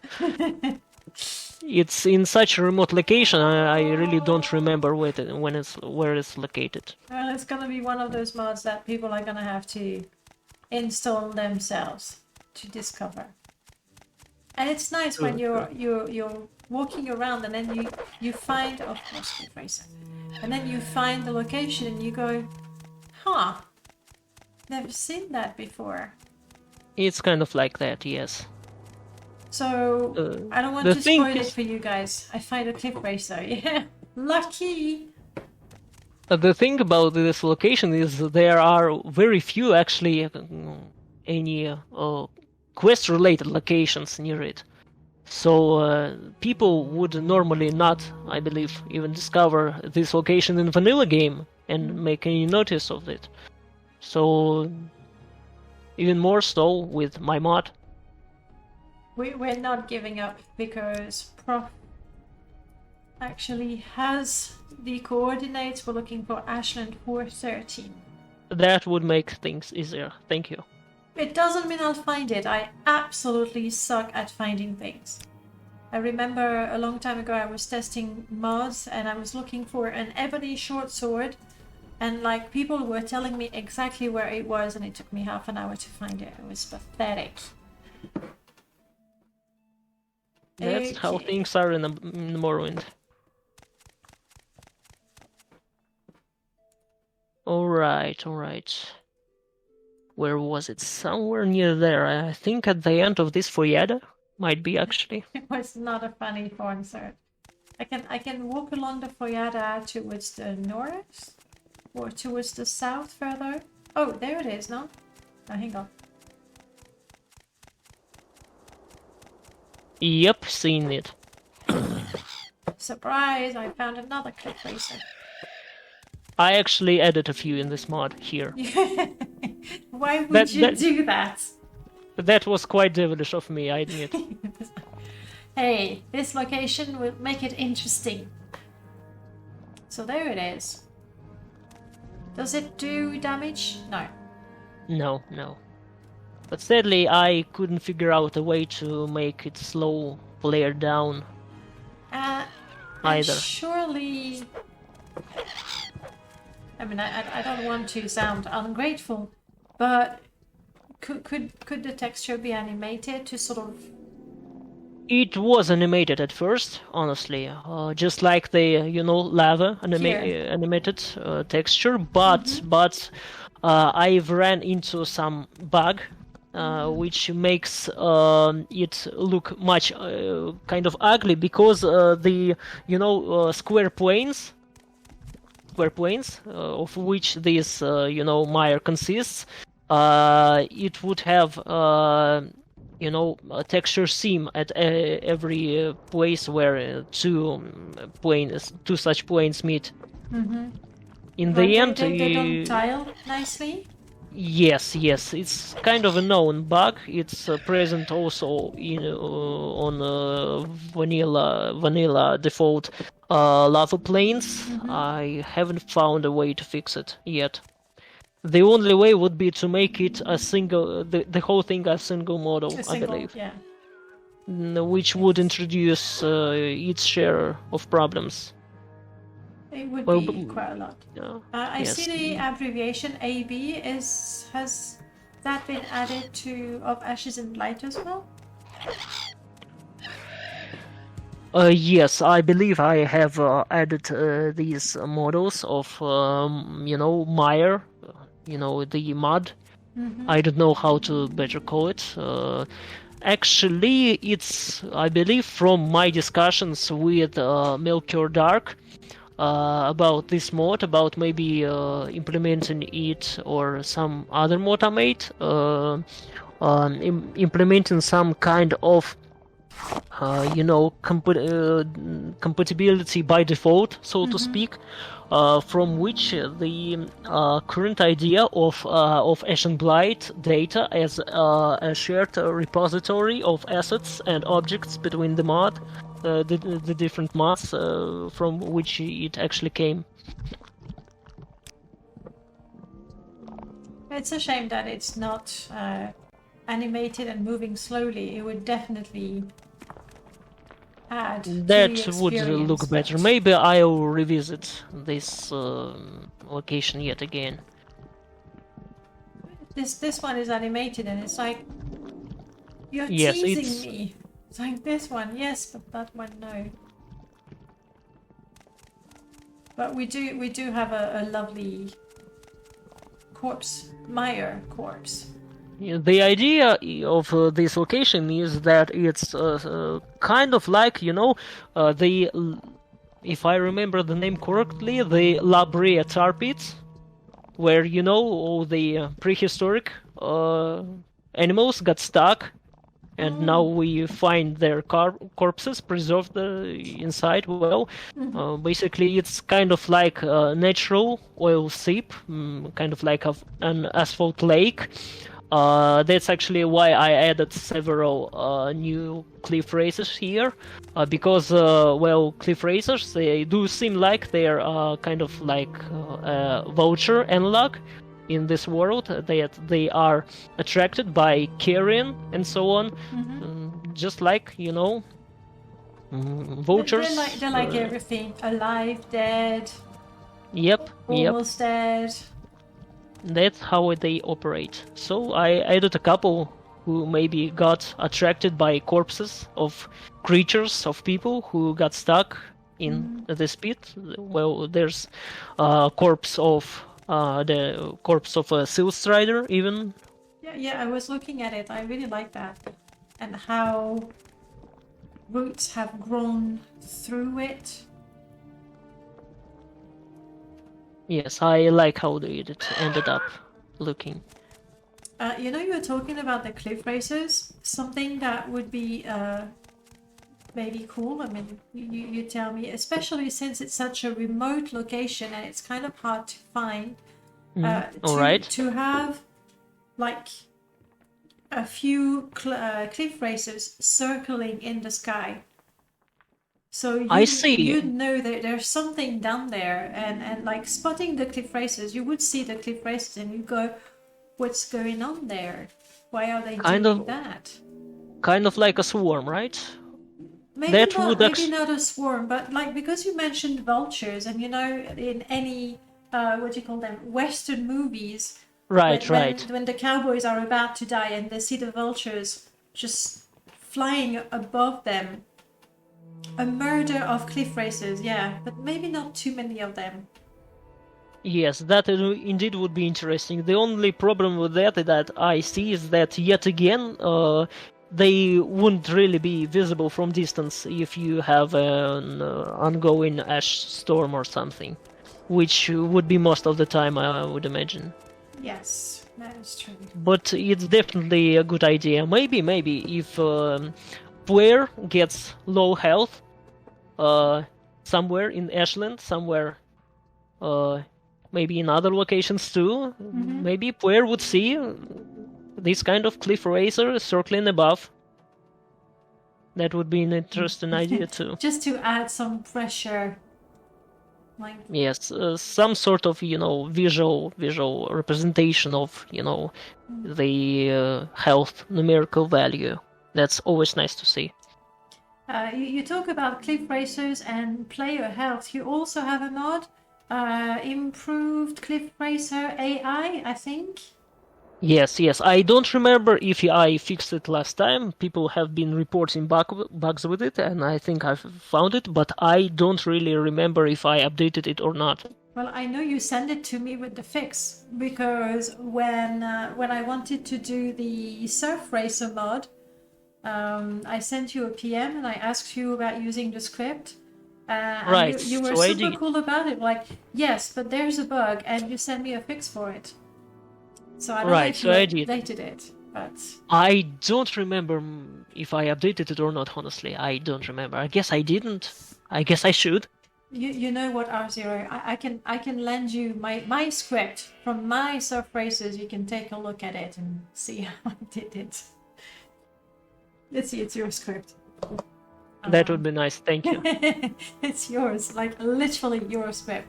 The only thing I did is change the name of the script and the variables, if there were any.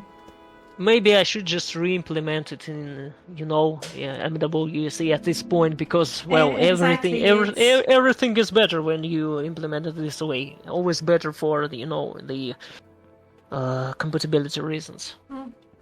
I mean, like, I'm a big fan of Lua because the game does things that we couldn't even imagine. At the same time, I don't think that every old mod should be made into a Lua mod.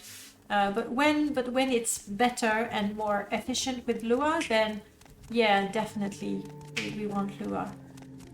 So improve, you know what? Improved creature AI in general would be very nice. really, really good. What I would love to see is actually creatures attacking other creatures, like a cliff racer.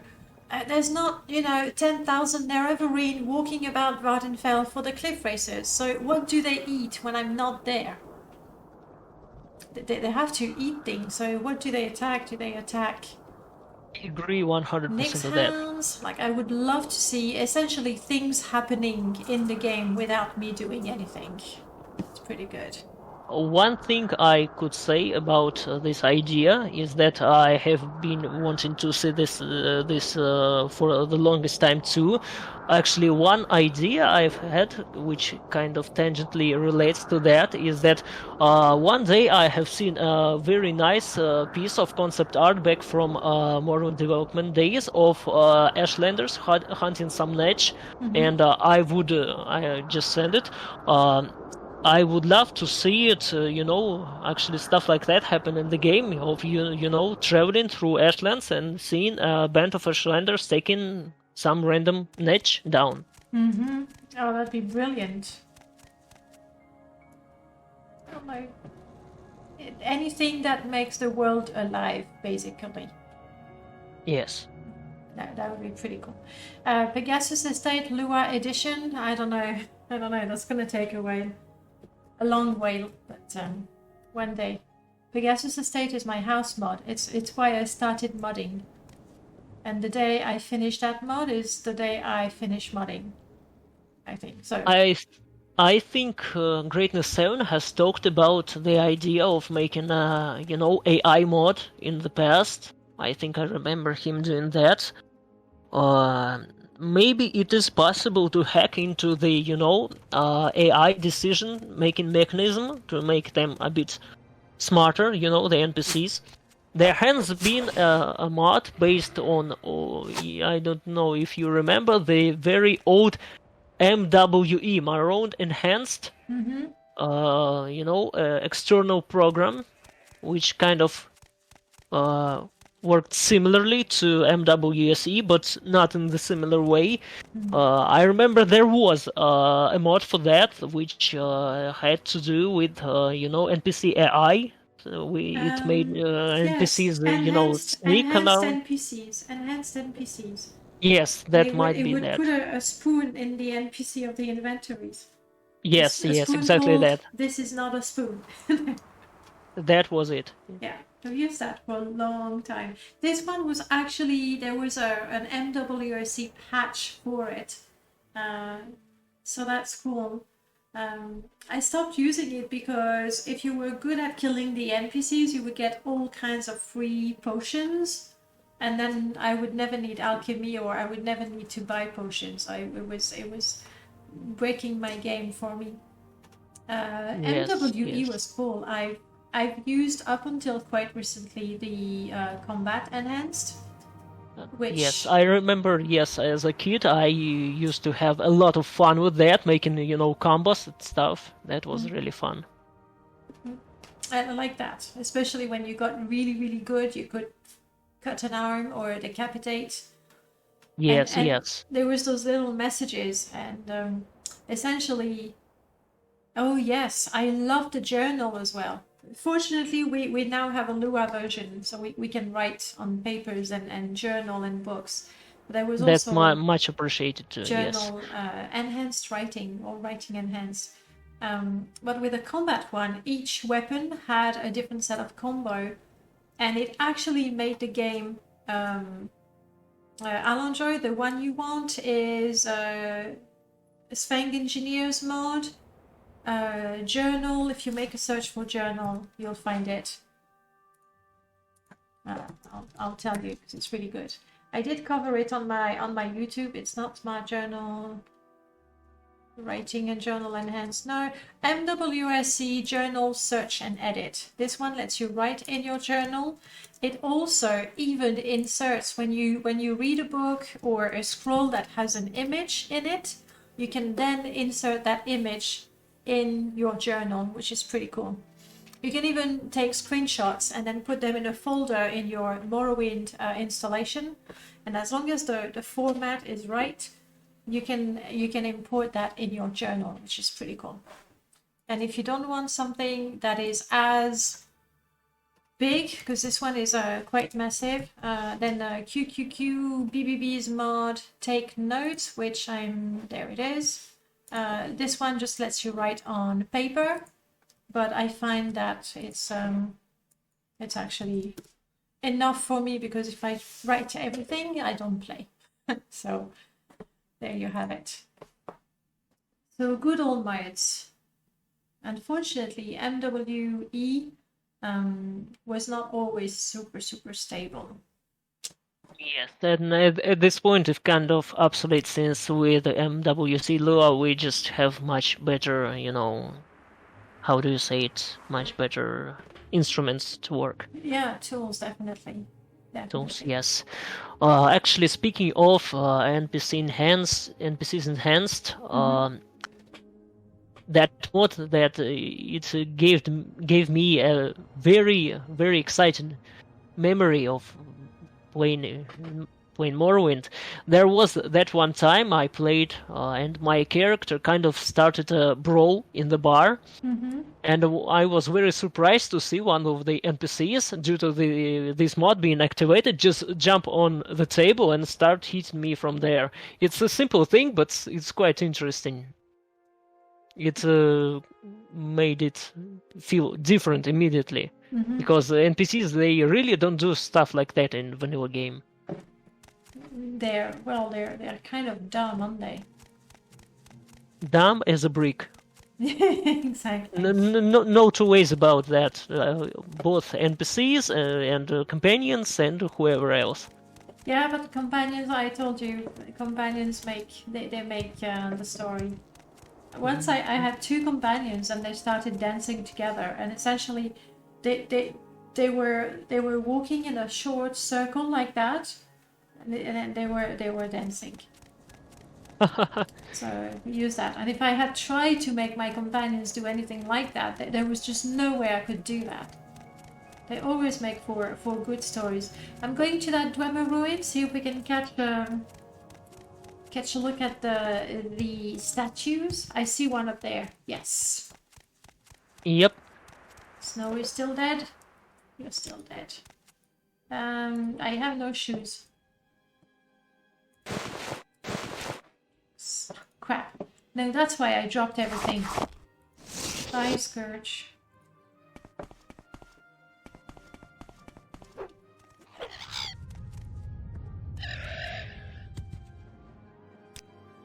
One of the recent addition from UI expansion that I really like is now when I'm resting, it tells me what time it's going to be when I get up.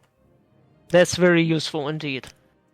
Yeah, well, I mean, it's not too hard to do basic math in your head, but it's just another annoying step in the way. Sure, but for me, it was really quite embarrassing on stream to go, so... Okay, I'll sleep 5 hours. No, it wasn't that bad. It's nice. No, why am I doing this? I did this kind of math wrong more than I really want to admit. But for me, it was even more stupid when you don't see it, but I have down there I have a clock block. Now the mode is uploaded. Is it Alistair? I'm not sure. Clock block. Alistair. Called is Alistair and Merlord. And so down just here it's hidden with stuff happening, but I have the time. And normally I always have it set to game time, and once it was set to real time, and every time I was going to sleep I was like, okay, it's 8 o'clock, and I would never wake up in the morning, and I was like, oh crap, I must have completely messed up my simple math. But it's because I was starting with the real time rather than the game time. It took me a whole stream to realize that I was not starting with the correct time. Well, sometimes things like that, they just happen for some They reason. just happened, yeah. All right, so this mod, what was it called again? Dwemer Something- statues? Right. One of my early mods too. Well, not really much to say about this mod, except for the fact that I have actually forgot to add the collision mesh to this statue for the longest time. It was badly optimized. Just sitting there. I was trying to walk through it. No, you fixed it. You would still wouldn't be able to go through it, to pass through it, because it would just use the actual geometry instead of collision. Except that would be extremely badly optimized. And if for example there was a location with many of such stages in it, it could cause quite a noticeable FPS hit. That's just something you have to be careful about, and don't forget. There's always something. And that's the problem. Like, it's quite easy to start modding Morrowind. It's not that hard to start by modifying an object and keep bashing another one. Like, you can pick things up quite quickly. And to repeat famous words, it just works. And unfortunately, even a mod that works can do bad things to your game, but you don't really know it. Kagan, I am looking. No, sorry, Seventh Monday. You were the one asking. The halberd and the shield are also, I think it's, is it random resources? Yes, also available through random resources. Yeah. R0's random resources page. I never actually added it to the game, but, well, since after I finished this model replacer, I thought I might as well drop them there for people to use. There is actually a vanilla Dwemer halberd, except it looks a bit different. This one is based on the original, halberd that Dwemer statues have, except with a bit more detail and actually having been made of iron. When in vanilla, the halberd was just stone. And well, other than that, there's really nothing much more to say about this mod, honestly. It's one of those tiny, small detail mods. Yeah, but again, when exploring, you go, interesting, and that's really all you can ask from your game, to have something interesting to look at and to discover. Pretty much, yes. All right. Lucky Strike, not very easy to showcase on stream, even though it's a mod that I really like.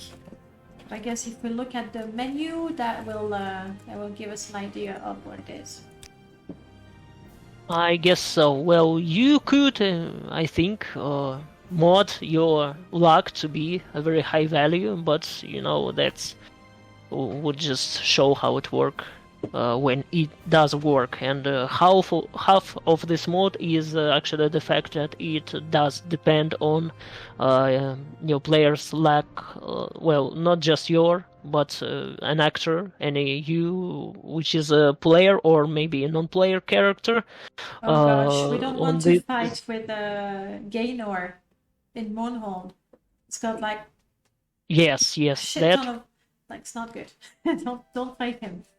That's true. Basically, it's a simple mod that makes you and any other character do critical attacks sometimes based on the luck value they have. The thing about luck in this game... Yes, the thing about luck in this game is that due to it not having any associated skills, you can't really level it efficiently. At best, you have +1 luck every level, and it really doesn't have much of an influence on the rolls. It's just some minuscule amount. And I thought, well, would be nice to have some, more mileage out of it. I agree completely. I like luck. If you use mods like a Mort's leveling mod or Necro's leveling mod, so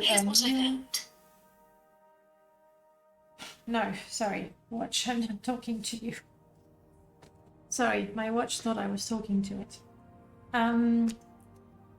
Yeah, so if you use either Mule or CC, CPP, I'm not sure how many C's and how many P's, then your luck levels up or improves gradually as well. So that's pretty cool. But you're right, otherwise luck is completely undervalued. One thing of note that I should say is that if you use luck fortifying spells and the like, it's very easy to make this mod be broken. Very easy.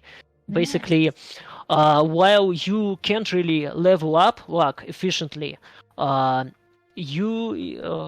any spell, for example, restoration spell that would increase your luck, it would cost exactly the same amount as for any other, characteristic, any other attribute.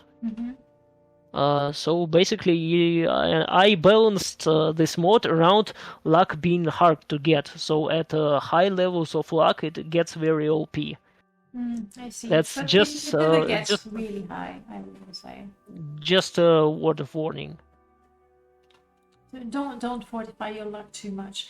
Let me see. There is Merlord's mod has one of the backgrounds where you get +50 luck at night in clear weather, which is not that often. And as Prof is pointing out, with a basic game, for every 10 points of luck, get +1 to your rolls. So let's say that you have, on average, you start with 30 or 40, maybe 50 maximum luck. Yep. So it's not that much. It's not that much. Peanuts, really. Peanuts. It's a subtle thing.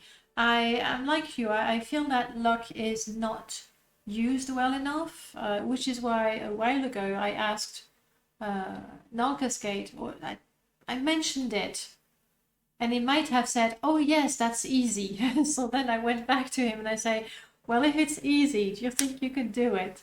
And I got this one, Lucky Loot, where essentially when you open a container that has a level list or a body that has a level list, I think it's for every 10 points of luck above 50, if you're level 1, the level list will assume you're level 2 or something like that. Does that work for every level? Yeah. When it's level list, when it's resolved? Because it could actually backfire. Because, for example, an enemy would get a much better weapon than what it is supposed to have. Leveled items only, not leveled creature. No, I mean, for example, no, that wouldn't work. For example, if a creature that has a leveled weapon, I'm not sure if there are such creatures in the game. Golden Saints, for example. But I don't think they're leveled. They're all at level 1. There might be maybe some skeletons, possibly. I'm not sure, really. I'm not sure. I see what you mean. You're right. Enemies. That's worth checking out, I think. Yeah. Maybe if those lists used actually that creature's luck, that would be interesting. If, for example, Lucky Golden Saint would get a better weapon, stuff like that would be nice. That would be an improvement, I think. Interesting. That could be. But I'm not sure how that mod works to begin with. Well, it works with some Lua codes, and it just works. But you're right, I tested extensively on containers to make sure that the loot was slightly better, but not like crazy better.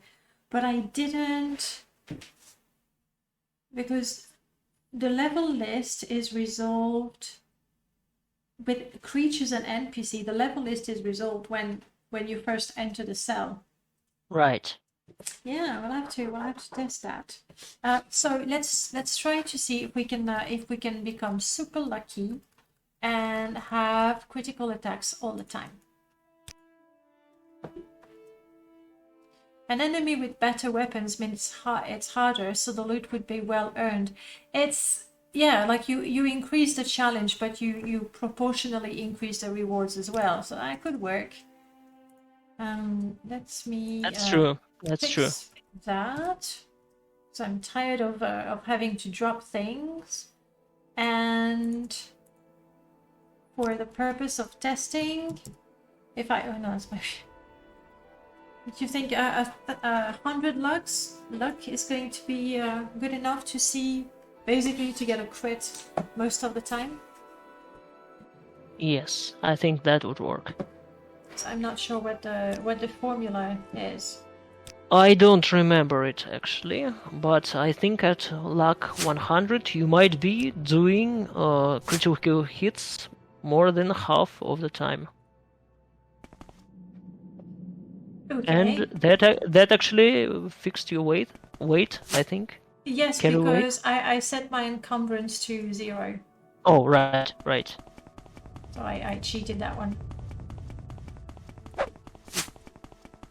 I think this should work with thrown weapons too. Well, the Not thing is, I'm 100% not sure. good with them. What am I? Let's get a long blade. I dropped all the rapiers that I had. Should have kept one. Especially that good-looking one. But I was completely overburdened, so I had no choice. Get a lovely rapier. I quite like the silver one. I think it's very elegant. That's definitely one of the better looking ones in my opinion. Ended up being. That's 2 hits. There was 1 crit out of 3 hits. Which is not bad. Not too bad indeed. I'll kill another one with my luck and then I'll reduce my luck. But, I mean, we get the idea, don't we? I think they're running away from me. I think there was a mod also which made you do extra damage when attacking enemy from behind, and it should really stuck with this mod, potentially making you extremely. Brutal backstab. Yes, right, that one. With these two mods used together, I think it has very nice potential for really broken builds. That's a lot of crits. I get 1 or 2 crits out of 3 hits. Yeah, well, basically to level your luck to 100, you would need to be, 40, 50, 60 level, Exactly. something like that. And especially in vanilla, to level your luck is really an investment, because instead of getting +5 strength, you get a +1 luck. It's like nobody is gonna make that. Right. Nobody's, unless they're level 200 and they have uncapped everything, possibly.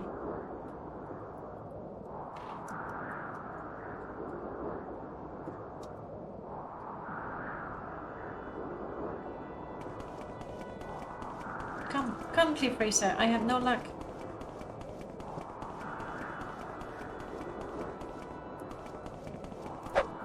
Yeah, brutal. Come on. Brutal backstab is really quite fun. I think going through.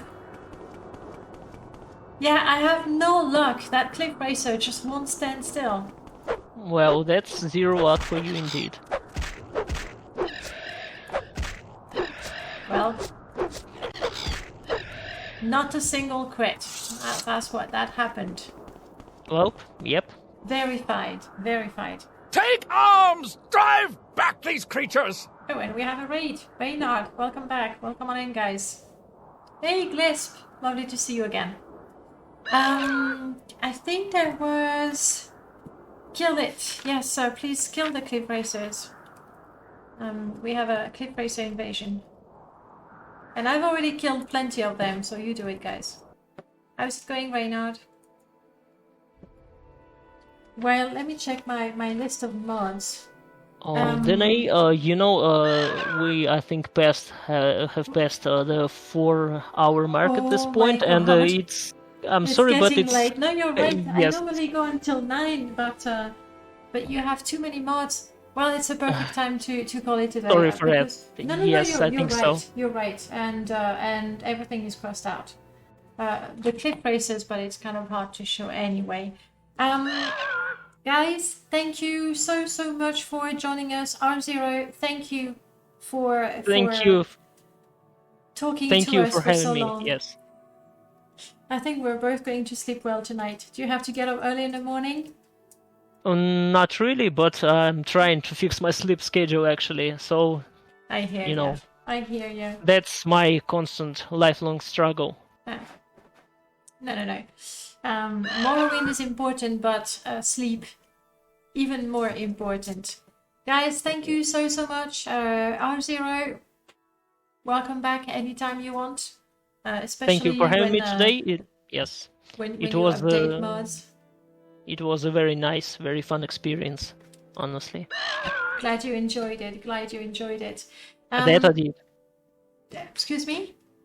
That I did. That you did. Good. Perfect. Well, I enjoy talking to you. So it's been 4 hours and I told you, it's just talking about a game that we love, so we can go on forever. Yes, that's how it happens.